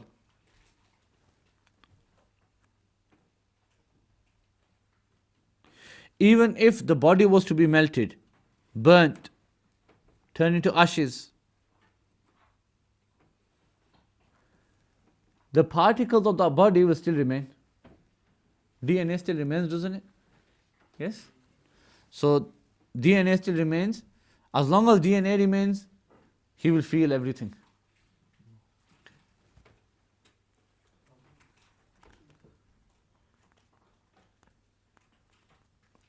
As long as that DNA remains, he is capable of receiving punishment and reward. Yes? And those parts, that DNA, Allah subhanahu wa ta'ala will order it to come back together again. The reason you might say, what was the point of clarifying that? The kuffar, in the Quraysh, believed that if you scattered yourselves everywhere, then it was impossible for Allah subhanahu wa ta'ala to put you back together again. Yes? That's where Humpty Dumpty came from. Yes? You know the story of the poem, don't you? All the king's men and all the king's horses couldn't put Humpty. Yeah, is that similar concept? That God, astaghfirullah, won't be able to put them back together again. So when He can't put them back together again, that means that they can't be punished. It was like they were trying to refute the Muslims by saying that you say this, but you know what, we're just going to scatter ourselves in the world. That means that God can't put us back together again. Allah subhanahu wa ta'ala answered in the Quran by saying that when we created you for the first time, was that harder or just putting you back together? I.e. to create you without there being nothing. Yes, even though everything is equal for Allah subhanahu wa ta'ala. And just for our understanding. For us, from our perspective, one is harder than the other, isn't it? But for Allah subhanahu wa ta'ala, everything is equal. We don't say that something is easy for him and something is hard for him. Everything is equal to Allah subhanahu wa ta'ala. But from our perspective, creating something from nothing, can you do that? Can you just bring something in from out of thin air? Even that phrase itself, you're bringing it from thin air. Okay? You're making it from something, aren't you? But Allah subhanahu wa ta'ala creates it from nothing. Yes?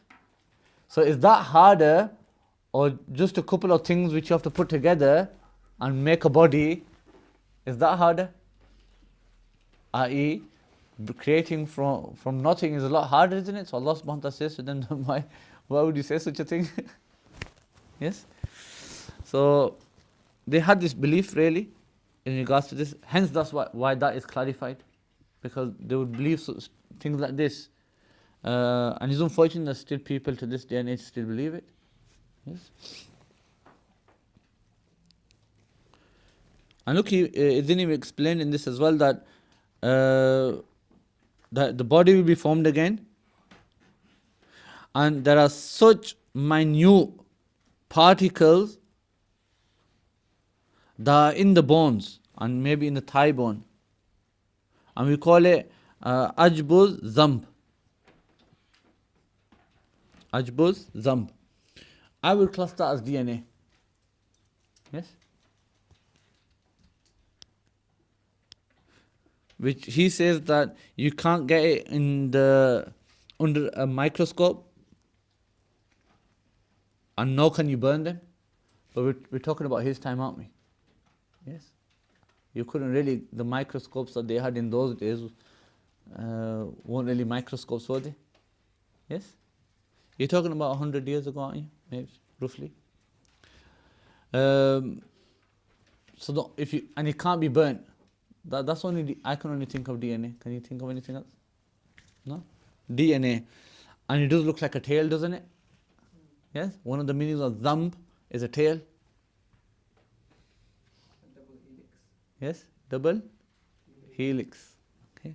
So, and if you do look at DNA, the image that they show us anyway, it looks like a tail. Yes?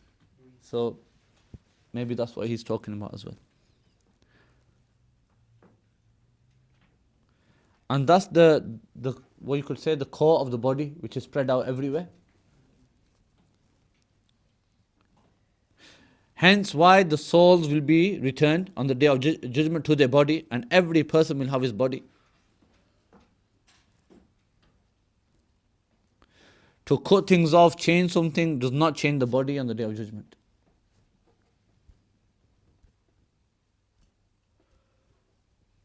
Yes?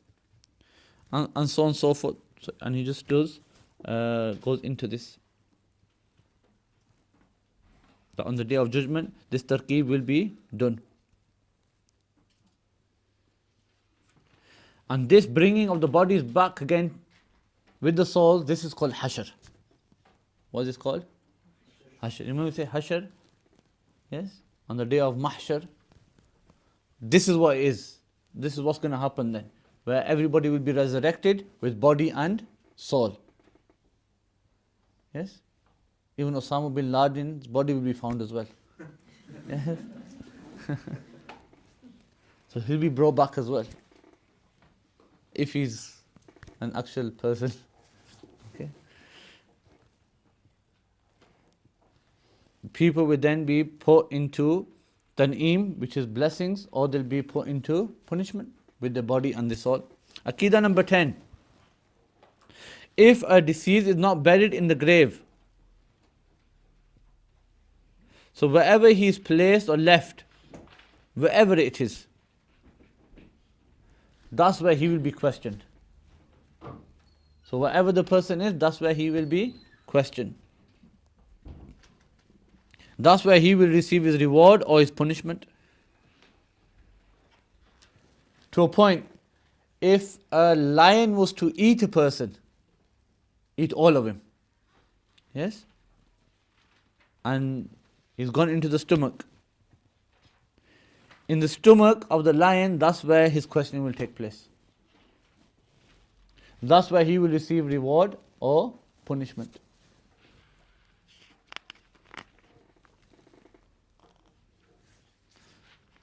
He finishes on the last masala, which is important. And that is that the Anbiya alayhimus salatu was salam, the awliya ikram, the ulama ikram, the shuhada, the huffaz of the Quran, who act upon the Quran, that is as well. Not just that they hafiz, but they act upon the Quran. And those who have received the love of the Prophet sallallahu ta'ala alayhi wasallam, and that person who has never sinned. Yes, that person who's always lived his life in the obedience of Allah subhanahu wa ta'ala. And that person who always recites salawat upon the Prophet sallallahu ta'ala alayhi wasallam. These people, the earth does not eat their bodies. The earth does not eat their bodies. Their bodies don't decay. The person who says such things about the Anbiya alayhimu salatu wasalam, that astaghfirullah, that their bodies decay, that the earth eats away their bodies, then, or that, like we hear people say, astaghfirullah, that they have mixed with the soil. People say this. That person is Gumrah, Baddin, Khabis, Murtaqib Tawheen. Person is misguided. Yes? He's misguided. And if he says anything more than that, then he's out of the fold of Islam. Okay? So we believe that the Anbiya alayhimu salatu wasalam are alive in their graves, their bodies are fresh. Their bodies are fresh. And that's the belief of the Ahlul Sunnati wal Jama'ah. The person who does not believe this, then he is out of the fold of the Ahlul Sunnah. Okay. Any questions on what we've done?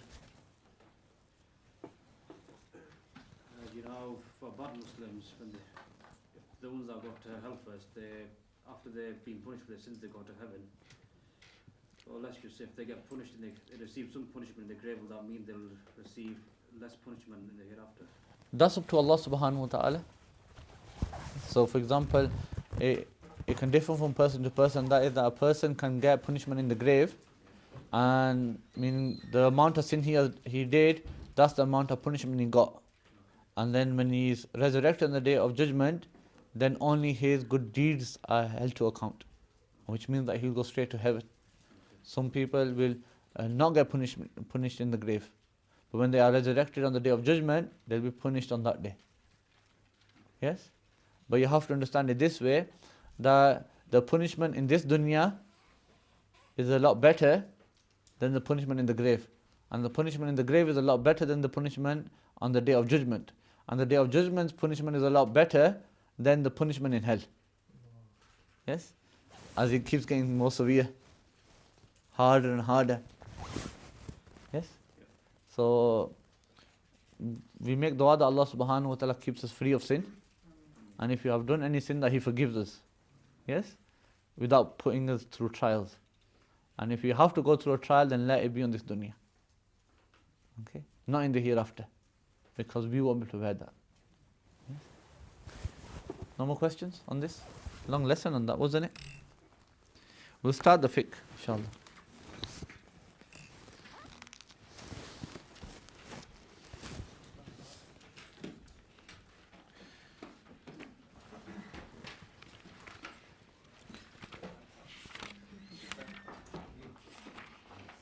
What chapter were we on?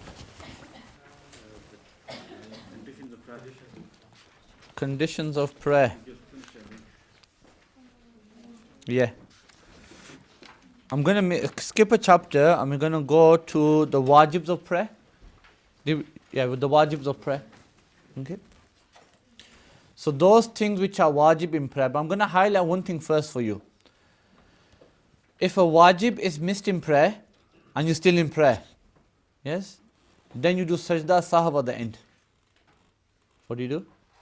Sajda sahab. Sajda sahab is that you give salam to, right at the end of the prayer, you give salam to your right side and do two sajdas and then read the whole of At-Tahiyyat again. Yes? Right to the end with the dua Rabbi ij'alni and then give salam. That is called sajda sahab.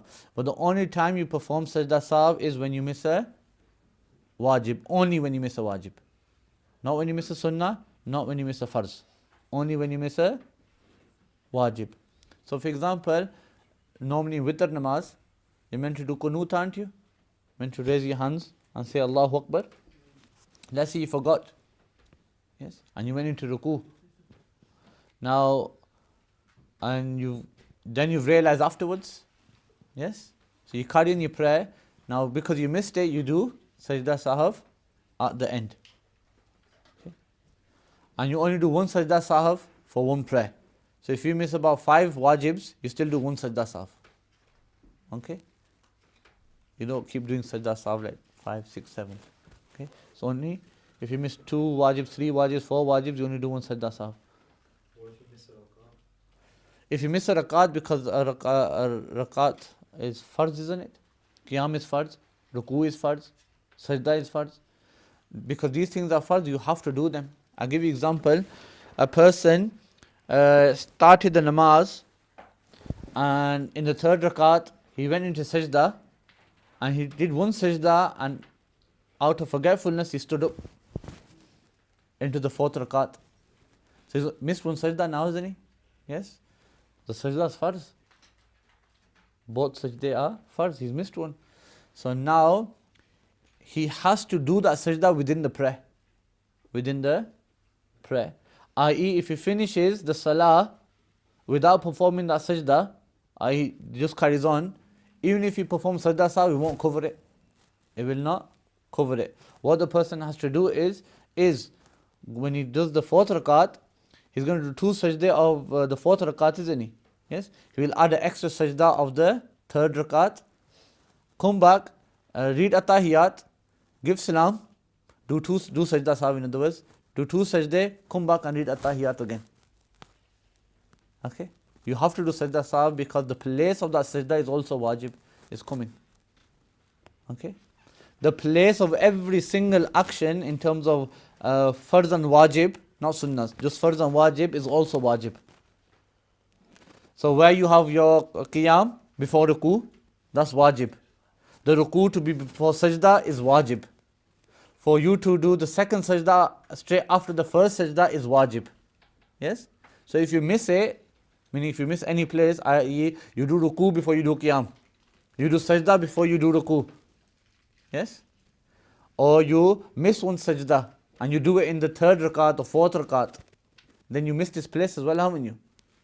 So when you miss this place, the place is also wajib, hence why you have to do the sajda sahab at the end. So you do 3 3 sajdas. sajdas Follow that up by sajda. and follow that up by sajda sahab. So the 2 sajda that you do are for the 4th rakat and the 3rd sajda that you do is for the 3rd rakat which you missed. Yes? But now what you do is when you sit up, you read At-Tahiyyat up to Abduhu wa Rasuluhu and do sajda sahab. You give salam, do 2 sajda and then finish the salah off as normal. Okay? I thought I'd highlight that first. Because a lot of people think that you can just do sajda sahab for everything. Yes? It's not a cure for everything. Okay? It's just a cure for missing a wajib. So he says there are 18 things which are wajib in salah. 18 things which are wajib for salah. The first one is to recite Surah Fatiha. To recite Surah Fatiha. The whole of it. Excluding Bismillah. Unless you're a Shafi'i. They don't have a concept of wajib. It's fard according to them, isn't it?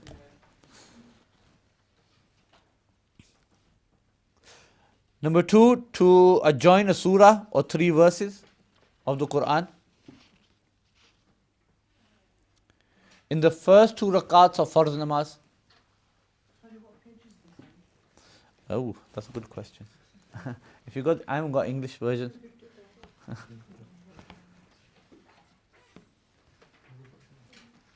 147 in the second edition. 147 on the second edition, if you got a second edition. It's the wajibs of salah. So if you know where the conditions of salah were, just miss one section and it'll be in the next one.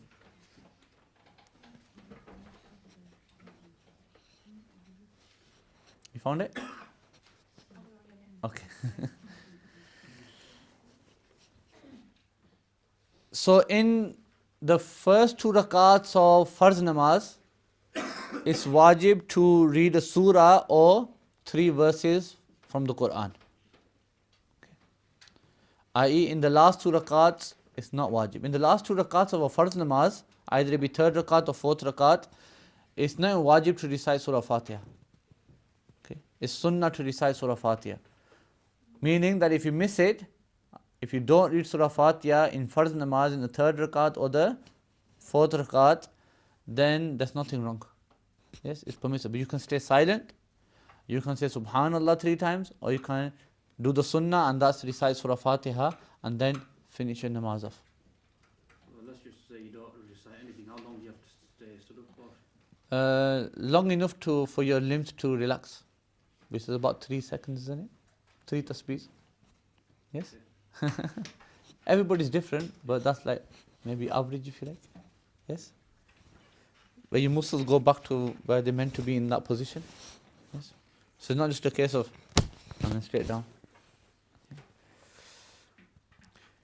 In every rakat of every other namaz, it's wajib. So with wajib salah, sunnah salah, mustahab salah, nafli salah, in every rakat, you have to read Surah Fatiha and you have to join a surah or 3 verses of the Quran.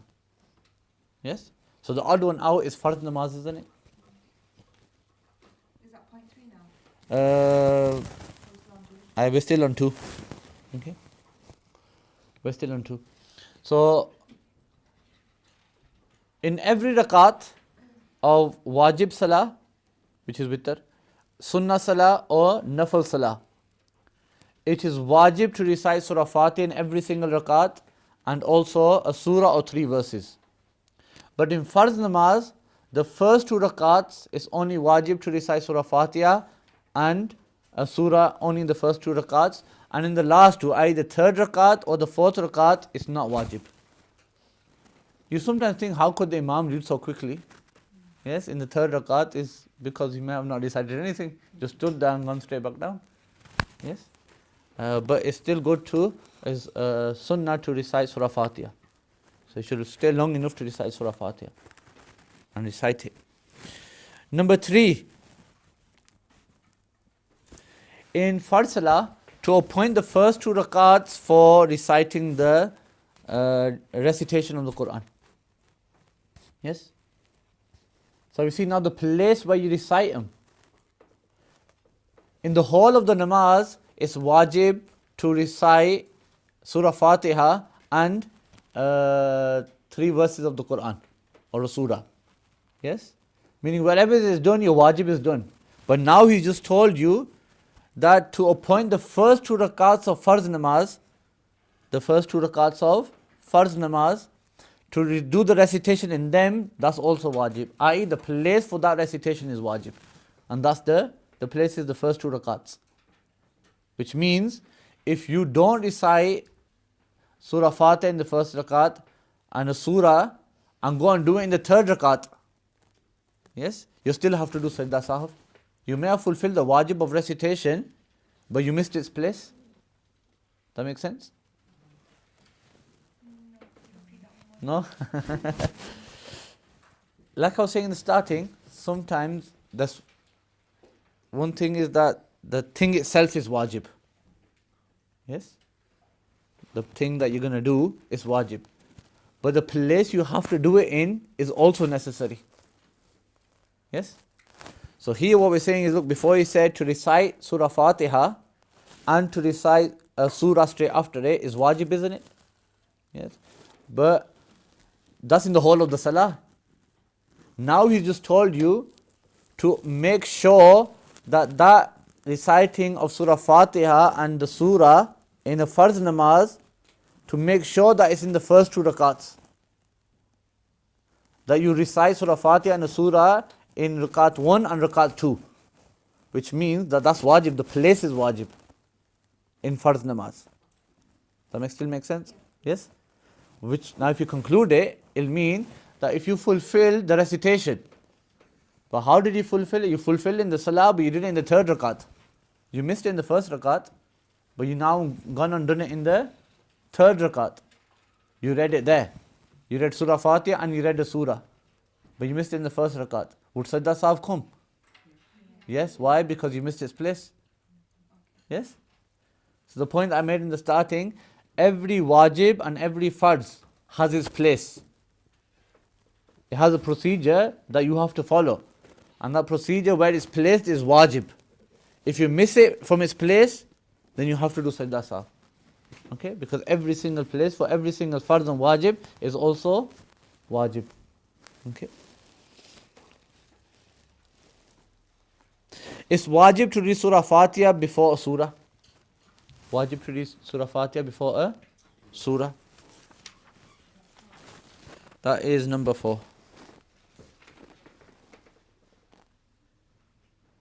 Number 5, to make sure that and join the nose with the forehead in sajda. So the nose and the forehead need to touch in sajda.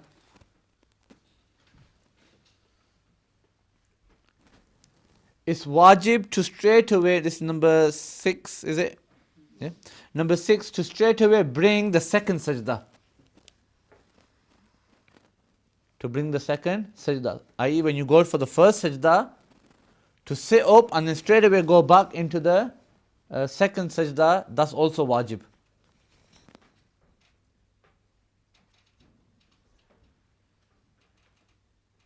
In every single rakat. Number 7, itmi'nan.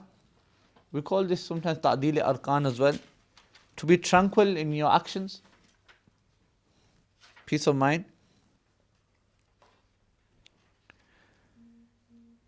Number 8, qu'ood awwal. The first sitting in a 4 rakat namaz or a 3rd rakat namaz, the first sitting, that is also wajib, just the sitting. Number 9, the attahiyat that you read in up to abduhu wa rasuluhu, that's also wajib.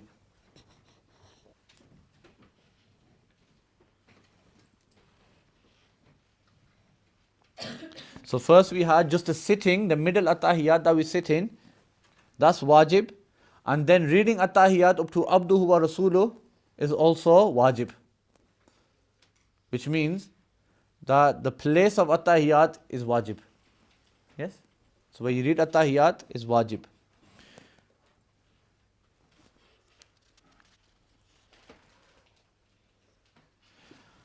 And reciting tashahhud attahiyat up to abduhu wa rasuluhu in the last sitting is wajib.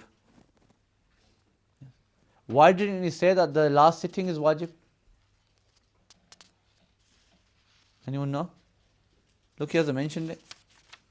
He said that the first sitting is wajib and then his reading is wajib up to abduhu wa rasuluhu. Then he said that the reading of the last attahiyat, the last sitting, just the reading of it is wajib. What does it make the sitting? It's farz, isn't it? Yes, we told you that in the back last week.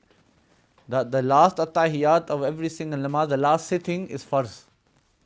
Okay? The reading of it is wajib.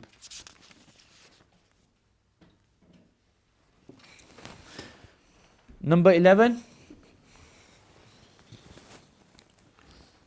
to stand for the 3rd rakat without delay. Without any pause, without any delay, it's wajib. Sorry, could you repeat that, please? To stand for the 3rd rakat without delay is wajib. So you don't wait around. Everybody will be different in regards to this, but as soon as you say abduhu wa rasuluhu, then you stand. Number 12, The word as-salam is wajib. The word as-salam is wajib. But this doesn't bring sajda sahab on you, okay? Remember this. This is one of those matters that it's wajib to say the word as-salam, but it doesn't bring sajda sahab. What if you make full intention not to finish your salah with as-salam? Would you just keep doing sajda sahab? You won't get a as-salah, will you? So this is one of those, because as-salam, sajda sahab only comes from those things which are part of salah. The word as-salam is not part of salah, it's actually breaking your salah. It's a nice way of coming out of prayer. Because as-salamu alaykum wa rahmatullah is a form of talking. You send peace upon others, don't you? You're greeting others. And we're going to tell you later on as well, when you give the salam, you should greet the angels and the jinn and whoever's around you. Yes? It's going to come later on. So that shows that you're talking to somebody then, aren't you? So it's a nice way of coming out of salah. So hence why sajda sahab won't come because of it. So the word as-salam is wajib, not alaykum. Not alaykum, just the word as-salam. Then it goes into different things after that. And that is, for example, number 13 is the qunut of witr. The qunut of witr. What do you mean by qunut? Yeah, the third rakat to make dua. Qunut, the meaning of qunut is dua. Meaning of qunut is dua. And you can make any dua. The sunnah is the one that we read. Allahumma inna nasta'inuka. Yes, that's the one that we read. That's sunnah to read. But at this point you can really make any dua, but it's wajib for you to make dua. It is wajib to make dua, make any dua. That's what qunut means here. Not dua qunut. Okay? Dua qunut is sunnah, but to do the dua is wajib. To do any dua is wajib. Number 14, the takbirat of Eid. The 6 extra takbirs that we have in Eid prayer, these are wajib. Now when I say they're wajib, you have to say them as well. If you ever read Eid Salah and you raise your hands and the Imam says Allahu Akbar, when we say it's wajib, that in the muqtadi, the followers have to say it as well. Yes? Go ahead. You're doing your own takbir. We call that tabkir. Yes? Tabkir is to wake up early. Yes? And sometimes it can denote as well that you wake others up early. Yes? So sisters do get up a bit early to cook the food. Yes?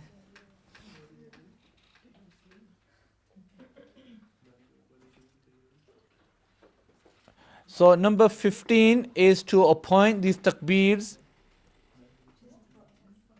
I did 14, didn't I? The 14 was the takbirs of Eid. Yes? Number 15.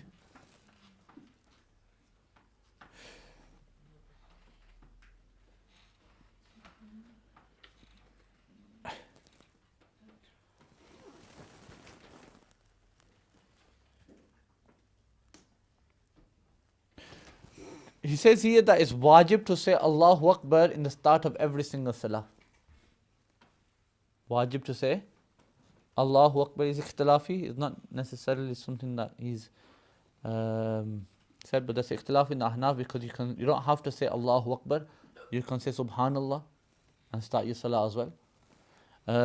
But he said it that it's wajib to appoint Allahu Akbar takbir for the starting of every single salah except for Eid salah.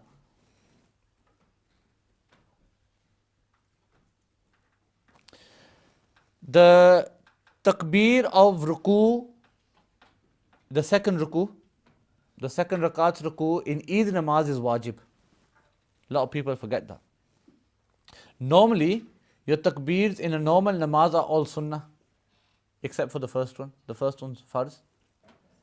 In a normal namaz, when you go from qiyam to ruku, yes, from sajda to sajda and the rest of them, every one of them is a sunnah. But in Eid namaz, you make 3 takbirs which are wajib. So you do Surah Fatiha, in the second rakat you do Surah Fatiha, you do a surah, and then the Imam raises his hands, and the rest of you raise your hands and you say takbir 3 times. Then the Imam says the takbir again for ruku. This ruku in Eid namaz is also wajib, which you have to say as well.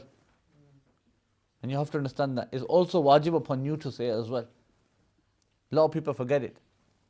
Because they be so used to normal salah where they don't repeat the takbirs. The Imam says and they just move. They don't say Allahu Akbar. It's actually sunnah to say Allahu Akbar as well behind the Imam. But people don't do that. So what happens on Eid day then? They miss that wajib out. Okay? Which means they haven't completed the salah. Okay? But thank God for the Imam. Okay? He calls it.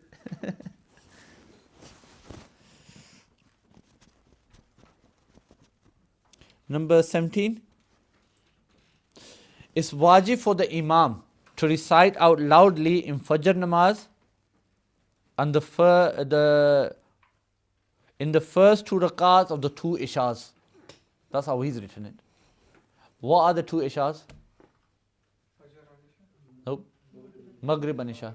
Yeah, we just combine them and call them Isha'ain, like we say Hasanain. Yes, we call it Taghlib. Hasanain is a combination of Imam Hussein's name and Imam Hassan's name. And you've done Tasniya Siga, haven't you? Have you done Tasniya Siga? No, you haven't done the verbs, have you?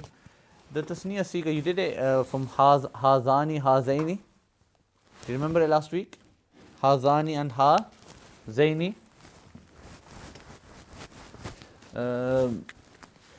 That sign Hazani, okay?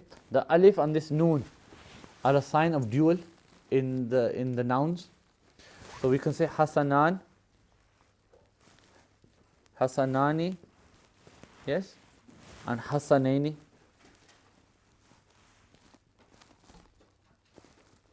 Okay, Hasanain.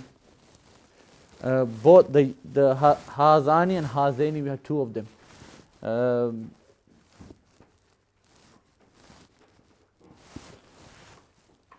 These are signs of dual, i.e. they denote 2. Like we had in Mazid, Daraba, Daraba, the alif. Yes? And if you went to Muzari, when Yadribu, Yadribani, same sign coming on. Yes? And here we have Hasanain or Hasanan, which is 2.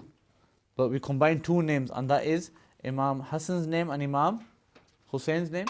But we chose Imam Hassan's name because he was older, so we gave him the honor and respect, just to refer to both of them as the Hasanain.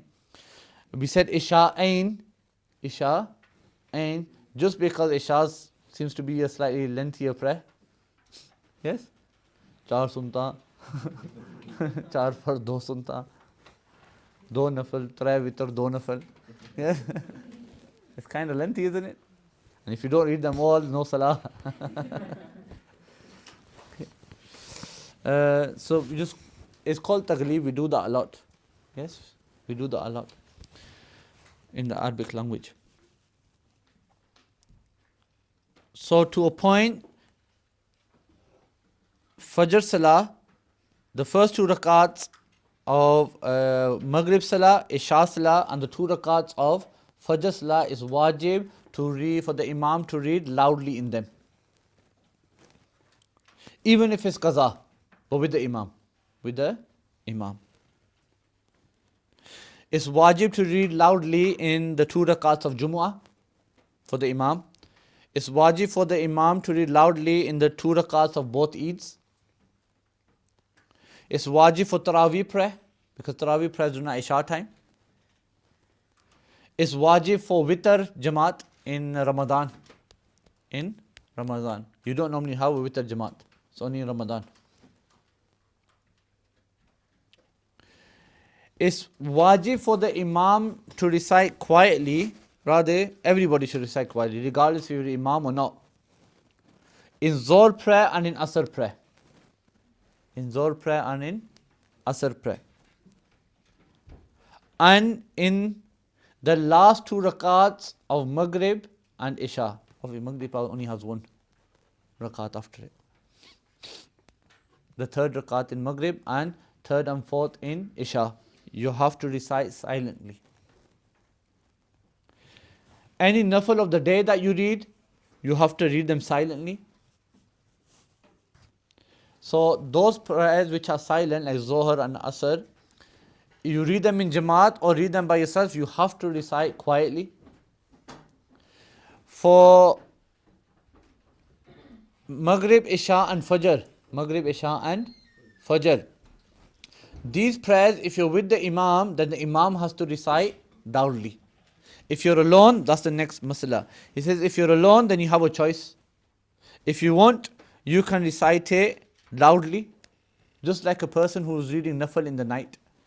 He has a choice. If he wants to recite loudly, he can. If he wants to recite quietly, he can. If he's reading by himself, Maghrib prayer, Isha prayer or Fajr prayer by himself, then if he wants to recite loudly, he can. If he wants to recite quietly, he can. He has a choice. Okay. He just finishes off with the masla. He says, if a person misses a surah in the first 2 rakats of Isha prayer, he can recite them in the last 2 rakats. In the last 2 rakats, along with Surah Fatiha loudly. Okay, the Imam, that is. But he still do sajda sahwa at the end, because he missed the place, didn't he? Yes. And he says that if a person misses Surah Fatiha, he won't repeat that in the third or fourth rakat. Why? Because he already read Surah Fatiha in that, doesn't he? Which is sunnah for him. So there's no need to repeat it. Yes? But will that be sajda sahab? Yes? Because it was wajib, wasn't it? Okay. We'll stop there on that one. They're the wajibs. Everybody understand them? Any questions? No? Easy concept that learn these wajibs. If you miss any of these wajibs or their place, then obviously if you missed it, then you missed the place. Then you do sajda sahab at the end. Sajda sahab at the end. Okay. As for farz, if you miss a farz of namaz, within namaz, like ruku, sajda, then you have to do the action within salah, wherever it is. Normally it's easy to do at the end of salah, which makes life easy. Yes? But you can do it whenever you remember as well. Okay? As long as it doesn't affect another farz. Now, but you still have to do sajda sahab. Still have to do sajda sahab, because the place of that farz was wajib. Okay? Sometimes when you're reading, you have a doubt whether you're in third rakat or the fourth rakat. So what do you do? If you're in third rakat or fourth rakat, the certainty is that you're in third rakat. So build on that. Yeah, so what we'd say is, because the doubt is that this could be the last rakat, then you know that you got 2 rakats to read. One doubt is saying that you got 2 rakats to read. One doubt is saying, no, you're in the last rakat and you need to finish your salah. So that means you need to say at-tahiyat, don't you? It's farz to say at-tahiyat at the end. So now what it means is that you have to, when in this, build on the third rakat, because that's certainty. You know that you're in the third. That's certainty that at least you've read 3 rakats. The doubt is in the fourth one. Am I in the fourth one or I'm in the third one? Yes? So build on certainty and make this the third one, but read it and say at-tahiyatu to abduhu wa rasuluh. Stand up, read the fourth rakat, and then say, do sajda, say at-tahiyat, do sajda sahab, and finish your salah. The reason for doing that is, just in case it is the fourth rakat. Yes? And what happens is that you have to say at-tahiyat. Yes? If it is the fourth rakat, and you've said at-tahiyat, you've covered your salah. Yes? If you didn't say the at-tahiyat, and in reality it was the fourth rakat that you were in, you just added a 5th rakat. And if you do sajda for a 5th rakat without sitting at-tahiyat, it invalidates the whole of the prayer. Okay, it's going to come later on in detail, that masala. Okay? It's a kind of a detailed masala, but it'll come in the book. Can we explain it there, inshallah? Okay. No more questions on fiqh? Huh? We'll carry on what we were doing last week in the Arabic book, and we'll end on this. We'll just have a short list. Who's that?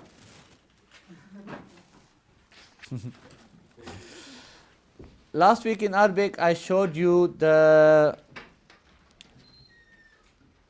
noun for indicating something and pointing out something, which was what? Haza. Okay. And I also told you the difference between a sentence a complete sentence and an incomplete sentence. Yes, in its basic form. For example, if I say Haza Baytun, what would that translate as? This is a room. Okay, so a room.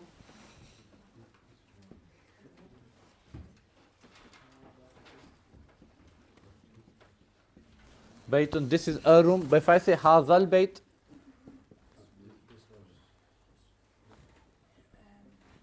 what would that translate as?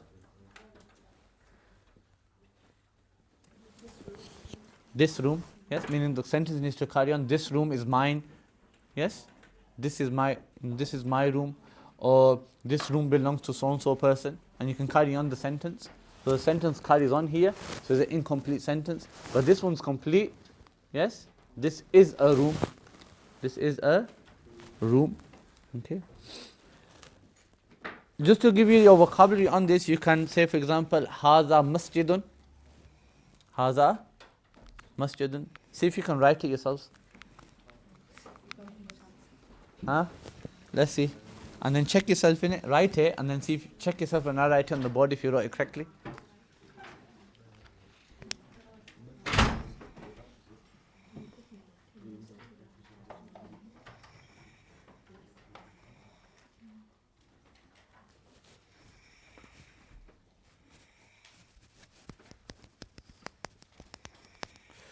The reason I'm doing this, I want you to pick up on how to write it as well off your head. So try it and then compare where you made that mistake. He's cheating.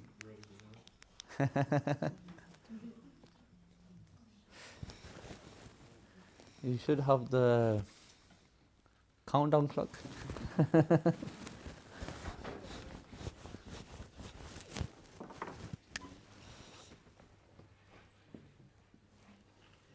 Just don't copy my writing.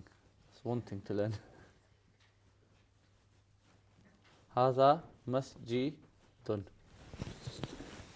Okay.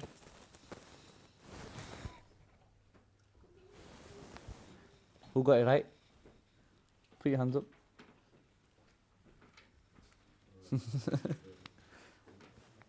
I was expecting everyone.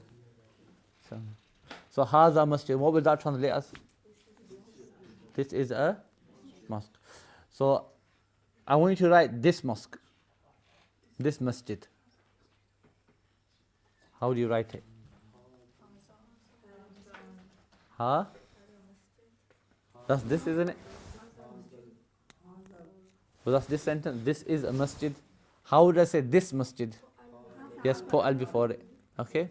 So if I put alif lam like that, there. Hazal. Okay?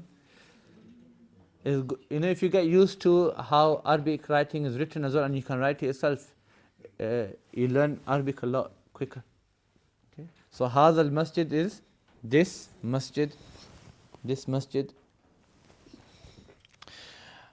I want you to write Haza babun. Yes? Haza babun.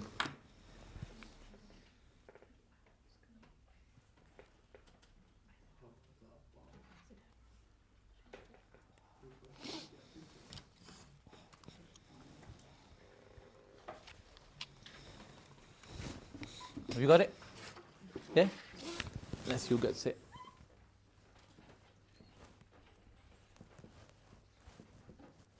Babun.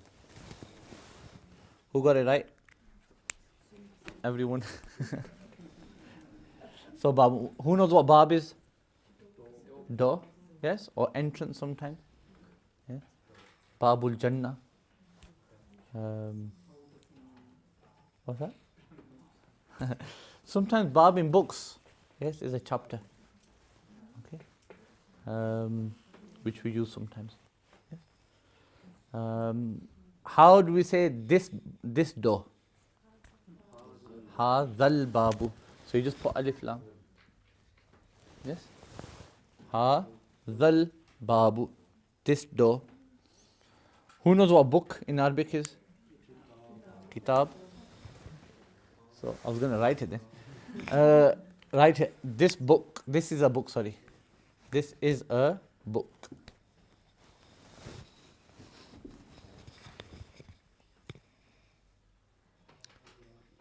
this is a book. Write both of them so you know as well. This is a book and this book.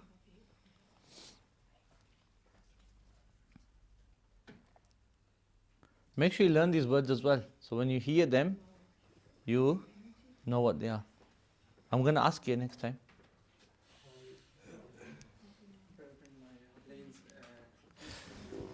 So you got Haza Kitabun. Yes? And this book will be Hazal Kitabu. Hazal Kitabu. What's pen? Qalam. Yes? So write it. This pen.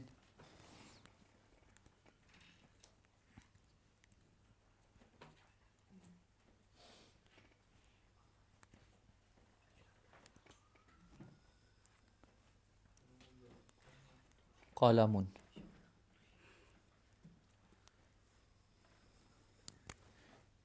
Should I tell you a little thing? You know this tanween? Yes? It never used to be like that before. It used to be written like this first.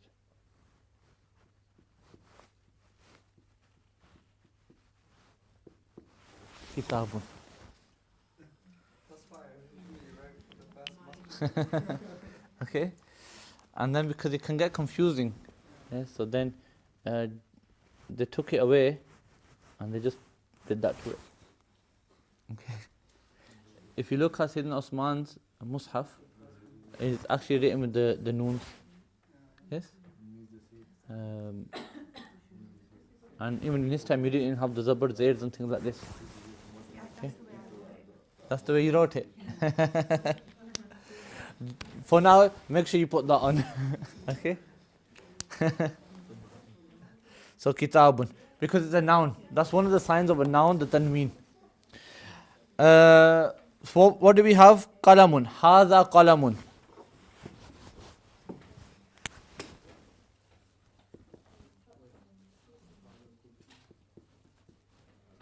Haza qalamun. What does it translate as? This is a pen. How would you say this pen? Hazal qalamu. Okay. So now, what's that? Sorry, does the mun change into a mu then when? No, just mun. Sorry, yeah, the mu. The mu. Yeah, it does. Yeah, it changes. So if you put alif lam, I told you that last week, if you put alif lam, the tanween will disappear and you just have a pesh on top of it, a zamma. Yes? So from haza kitabun to hazal kitabu. From haza qalamun to hazal qalamu. So I told you that last week as well. Every time you add the alif lam, the tanween is to change to a zamma. So remember that, okay? You can't have both of them. You can't have both of them.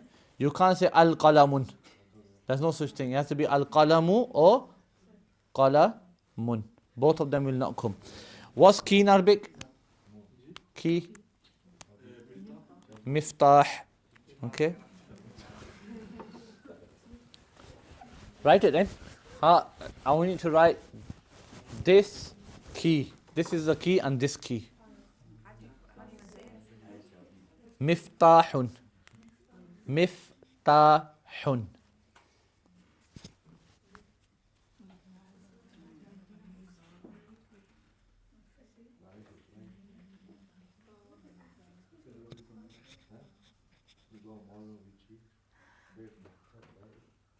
I think we should go back to Sarf. This is kind of easy. You're enjoying it a bit too much.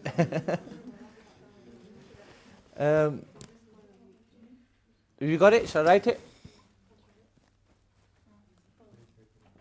Miftahun. Okay. And if you write the other one, Hazal. Make sure you understand that difference when the alif lam comes on. I'm going to tell you another difference. Is when you put the alif lam on it, if you say without a word before it, you'll say al-miftahu. Al-miftahu. But But if you put a word before it, whatever the previous word is, you'll drop the alif and join that previous word to the lam. So you say Hadal miftahu. The alif stays there, but you don't read it. Okay? Yes? Do you understand that? Yes? We call it Hamza Wasli. Hamza, it just comes to your aid. Okay? The truth is, the word starts from the lam. Starts from the lam. But because the lam is vowelless, we can't read it, so it just comes to help you. So we say al-miftahu. But when another word comes before it, an actual word comes before it, then we have no need for the Hamza Wasli, do we? Because here we got the Zal to help us. We can pronounce the lam because of the Zal. So we don't have a need for the Hamza now, do we? We only have a need for the Hamza when there's nothing before it. Okay? So we can say Haza miftahun and Hazal miftahu. And if there's nothing before it, we say Al miftahu. Okay? Al miftahu lil jamil. Li jamil. Okay? What is a desk? Anybody know what a desk is in Arabic? Maktabun. Have you ever done this before? I've got one in front of me. Maktab. Oh, write it there.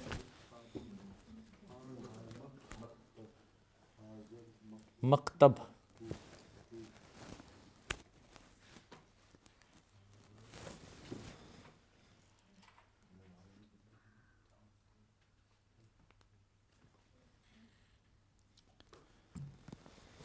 Maktabun.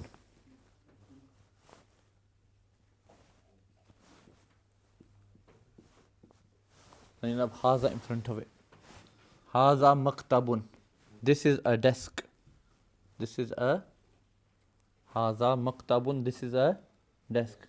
Hazal maktabu would mean this desk. What is bed? Sarir. Okay.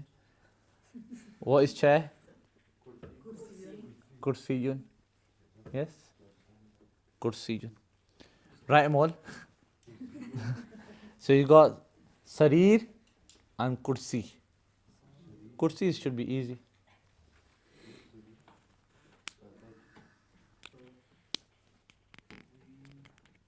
I got a new kid in class, and I don't know where he studied, but when he reads, when he makes a mistake and I say, what have you read? And what letter is it? He says, there's a B, there's a C there. So that if Kursi came, he say, oh, there's a K there, so I should be reading it like that. He won't say Kaf, he calls it a K. And one of the reasons for that is the transliteration that they do. Yes? If you're going to teach your kids Quran or the namaz book especially, never buy them a book with transliteration on it. Yes, because they just get used to that. Transliteration are helpful for new Muslims. Yes? Those who want to learn the Quran like that, then it's helpful for them, not for children. It spoils children. Okay? And that's what he was doing. He was so used to transliteration wherever he was studying, that when I gave him a proper Quran to read, he couldn't read it. But he knew bits and bats, like he knew, clever kid. He knew that the Qaf there, he used to call it a K. Yeah, Ba was B. Yes? So he got used to it. But don't do that, even as adults. Have you written it? Bed first. Sarir.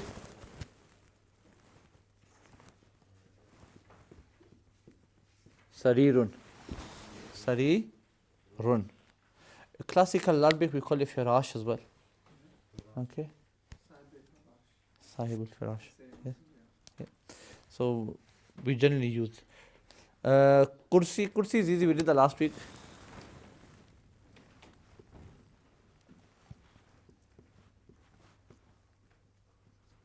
Kursiyun. So, Haza Kursiyun is, this is a chair. Hazal Kursiyu, this chair. Haza Sarirun. Haza Sariru. If I say Haza Sariri, Anybody know what that means? Now you're tested if you do the Medina books. Eh? Made it harder for you now. If I say Haza Sari Ri, what would that translate as? Eh? My bed, yeah? This is my bed. Yes. The ya is I or my. Okay. What we call this in Arabic is izafa. Okay, we call it idafa for possession. Yes. The S of belonging, like we have in English. We have of. We have of. Bed of mine. Okay. You can say, if you did a literal translation, that'll be bed of mine. So you have the of as well. Like you said, the book of Zaid. The book of Zaid. Kitabu Zaidin. Kitabu Zaidin. That means book of Zaid. So you have the, and you can say Zaid's book. Can't you? That's the S of belonging, isn't it? Zaid's book. So sometimes it's sign in English is the S of belonging or the word of. Yes? That's a sign of izafa in Arabic. That's a sign of izafa in Arabic. We're going to do that on a later date, inshallah. Okay? That's kind of hard concept. But anyway, all of these words that we've done, we can add that ya at the end of them. So you can't say Haza baiti, this is my house.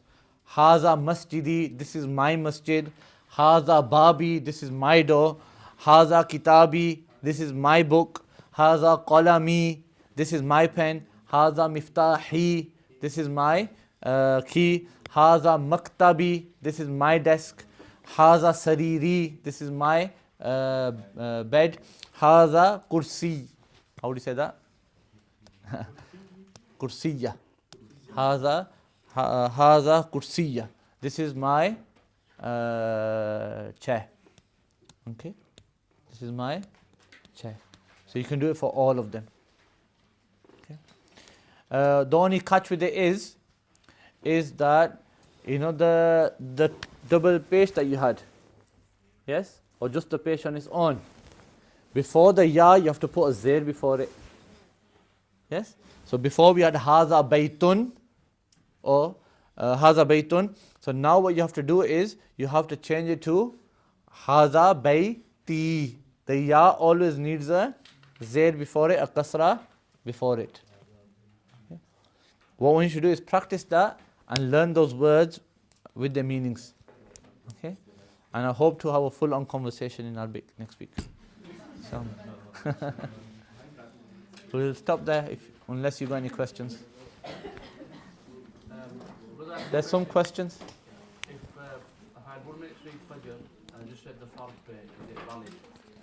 If you had 1 minute to, 1 minute left for Fajr to finish. Or if he can read Fajr in 1 minute, i.e. even give salam within the time of Fajr, yes, then his prayer's done. But that's impossible, isn't it? He's not going to read Fajr. As soon as the sun rises, as soon as time exits, his prayer ends. He has to repeat it. in the scenario where he finished just doing the Fard, but he omitted the Sunnah because there was no time for the Sunnah, is the prayer need to be repeated? No. If you read the Fajr prayer within its time, then his prayer's done. Is there sin for missing the Sunnahs? Not if there was a reason.